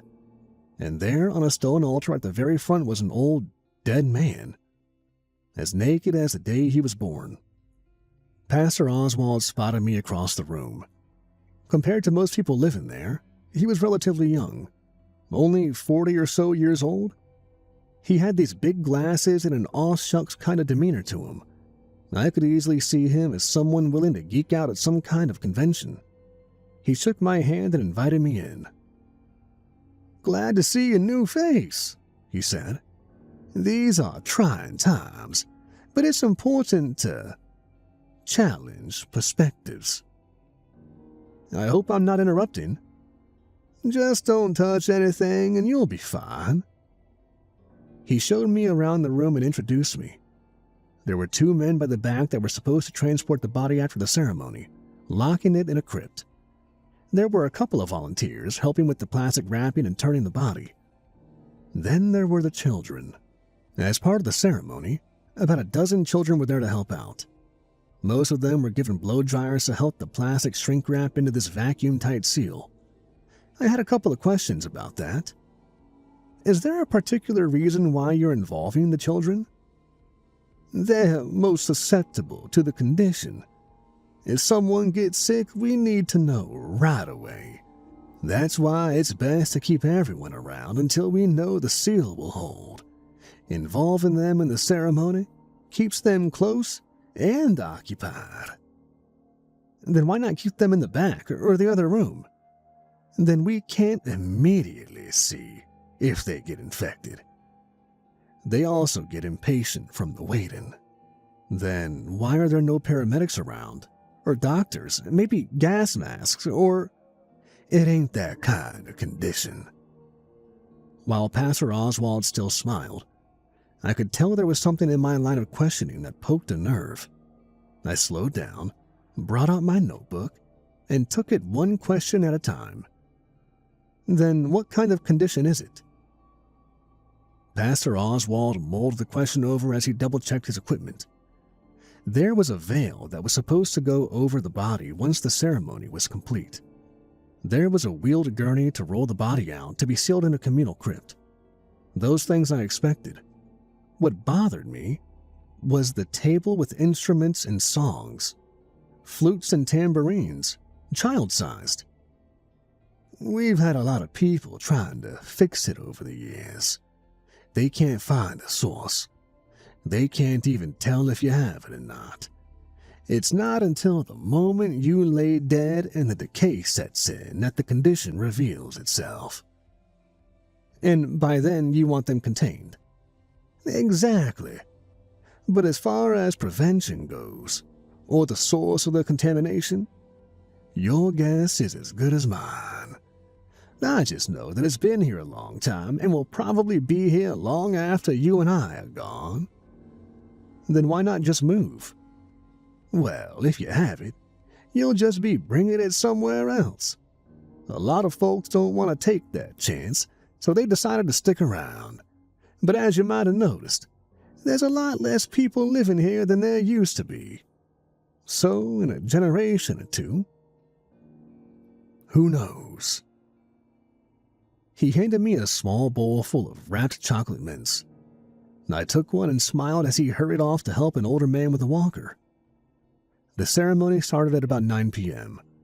Most people sat down in the pews, but the children were sat up front by the altar.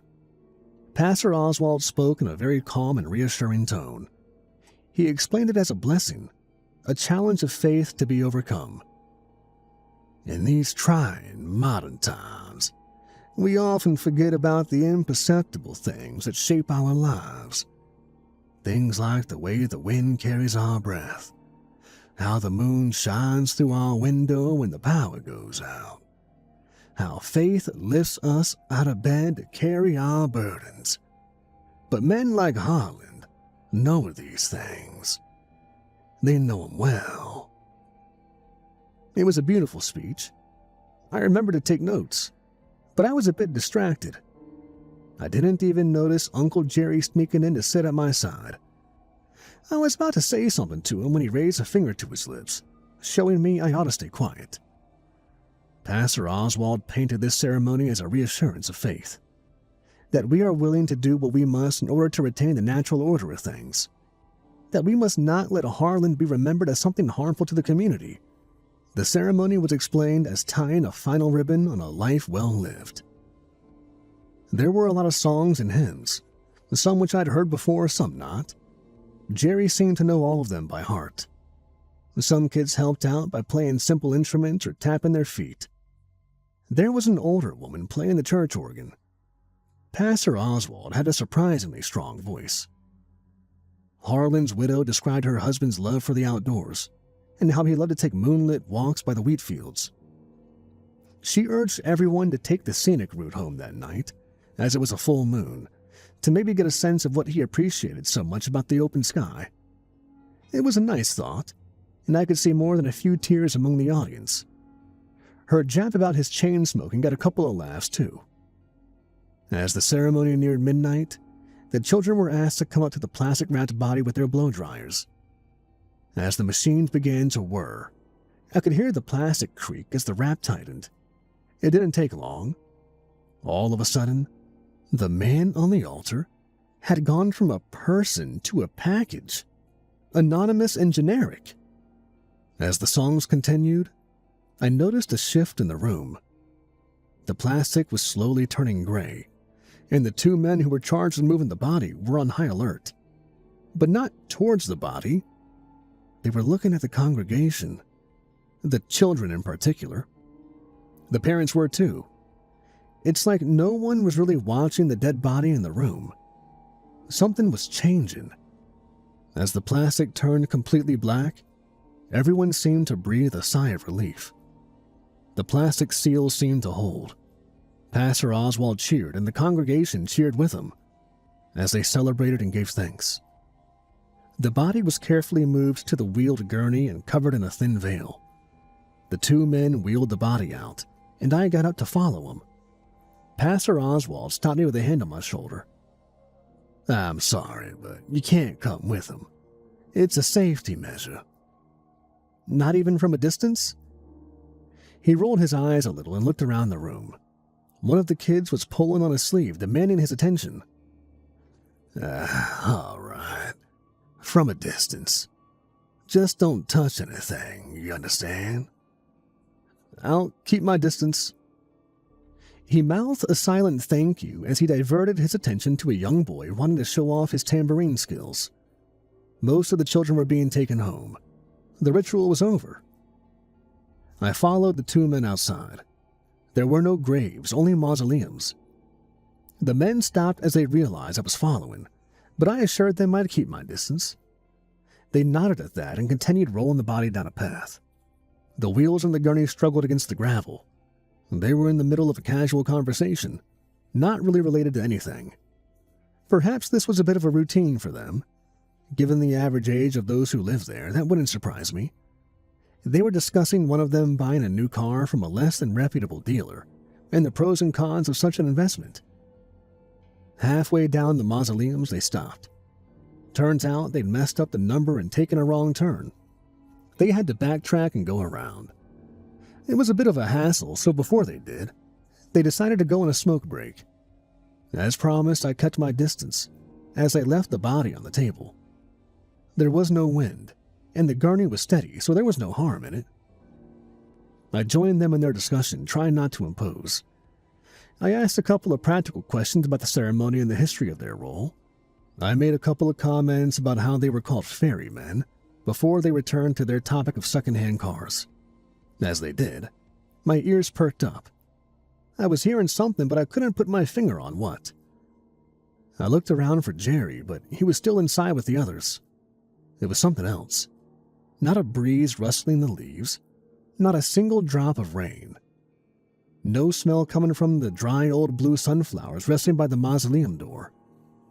No, it was something much more mundane. A crow. The ferryman hadn't noticed it. It had landed on the edge of the gurney, thinking the plastic wrap held some kind of trash-like delicacy. These birds were hard-coded to tear through wrapping to find the goodies inside, and it didn't take long to act on those impulses. By the time the ferryman noticed, it was too late. The crow poked its beak straight through the plastic as a black gas seeped out. It's hard to explain exactly what it looked like.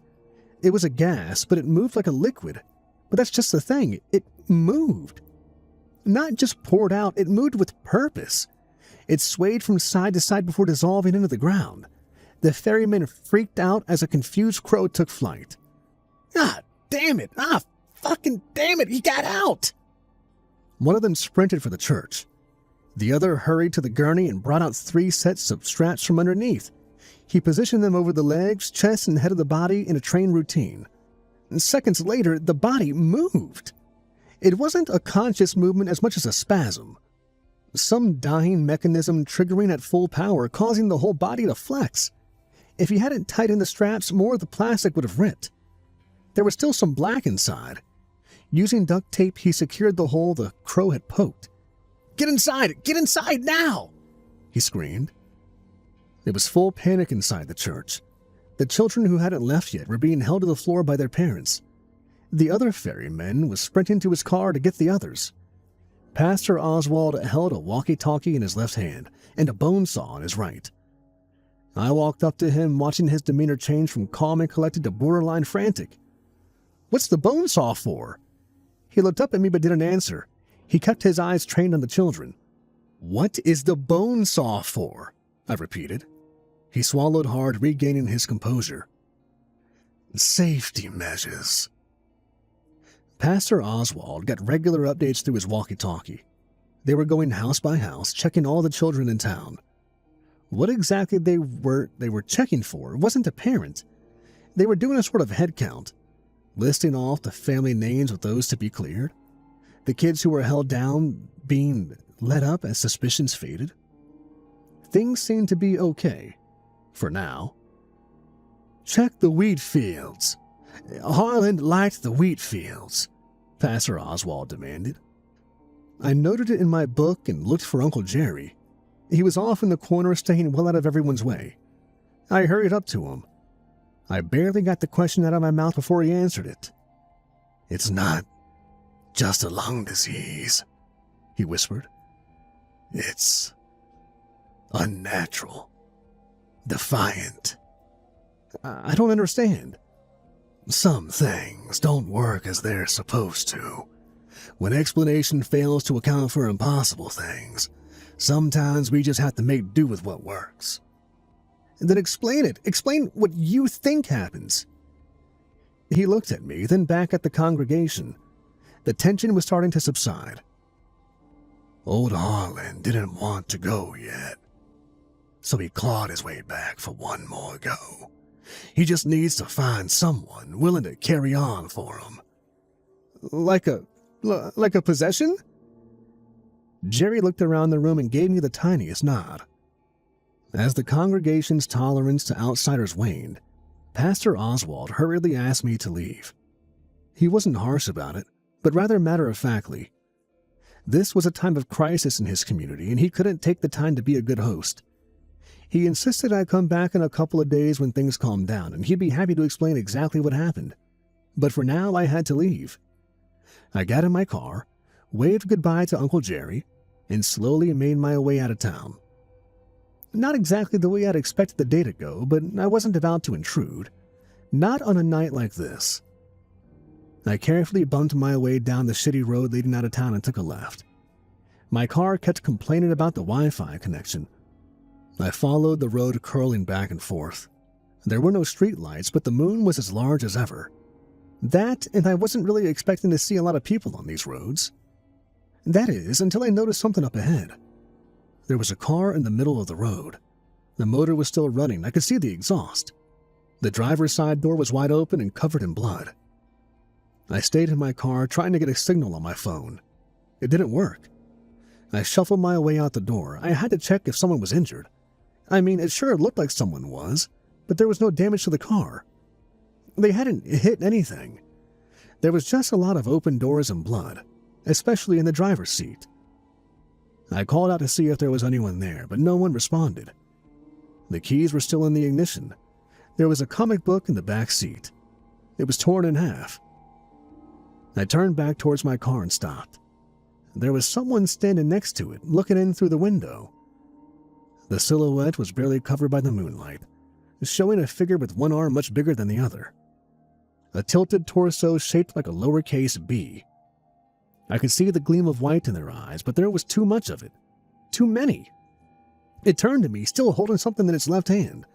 It left a bloody handprint on my car. It tried to speak, but all that came out was a painful, drawn-out wailing. It was fast, much faster than me for sure.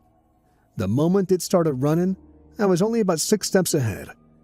I threw myself into the parked car and slammed the driver's side door shut. I crawled over to the passenger side as the door was torn straight off and thrown down the road. I crawled out the other side and shut the passenger door behind me, trapping whatever was coming for me in the car. At least for a couple of seconds. It didn't take long for it to break through. I couldn't just run down the road in a straight line. It would catch me. I had to try and lose it. There was a wheat field on the left side of the road, and I figured I could lose it in there. I ran straight into it, keeping my head down and slowing only to hide my sound. I could hear something behind me, something frustrated with a deep, wheezing breath, like a man slowly choking to death. I managed to find a spot in the middle of the field where I could duck down. It was right there by the edge, but in the shade of a tree. There was no way that thing would accidentally find me there. I listened to it shuffling about. It was nowhere near me, but I could tell there was something wrong with it. The proportions were wrong, the sounds were wrong. It tried to speak, but it turned into either screams or a strangely coherent stutter. It sounded like words, but I couldn't make them out. Then I looked up. A family of crows tilted their heads down at me. One of them hopped along a branch, inspected me and cawed. The others followed suit. I don't think they meant anything bad, but they drew attention to me. Soon, that thing was coming my way. I tried to get away, but even at a sprint, I was nowhere near as fast. I remember something knocking me to the ground and putting a foot on my back. At least I think it was a foot. It was big enough to be a car tire. Something wrapped around my ankle and twisted, pulled, and twisted again. I'm not going to try and explain the pain of several compound fractures to someone who has never broken a bone, but it's a terrifying violation. Your body is being willfully and forcefully disfigured in a way it never has. That thing was tearing off my leg at the knee. And it did. I've experienced pain and fear before, but the mortality of imminent death is something that's hard to explain. It's a category of its own. There's a searing pain in your nerves, an intense, scalding heat. And as that heat grows ever worse, the rest of your body grows cold. You start to focus on such pinprick, minute details. The exact shape of a leaf on the ground, the texture of a grain of sand. Your mouth turns dry as you realize you can't force your eyes into focus. I was lying there on my stomach, my head to the side, bleeding out. The big thing lumbered away as someone joined me at my side. A man sat down in the grass, leaning against a tree. The crows didn't seem to react to him like they did with me. It was Uncle Jerry. They don't mean to do it. They're not even scared. It's just like clawing your way to the surface for air. It's what comes naturally. I couldn't answer. I was trying to conserve my breath. This happened to you too. Back when I went. My eyes rolled, looking for him.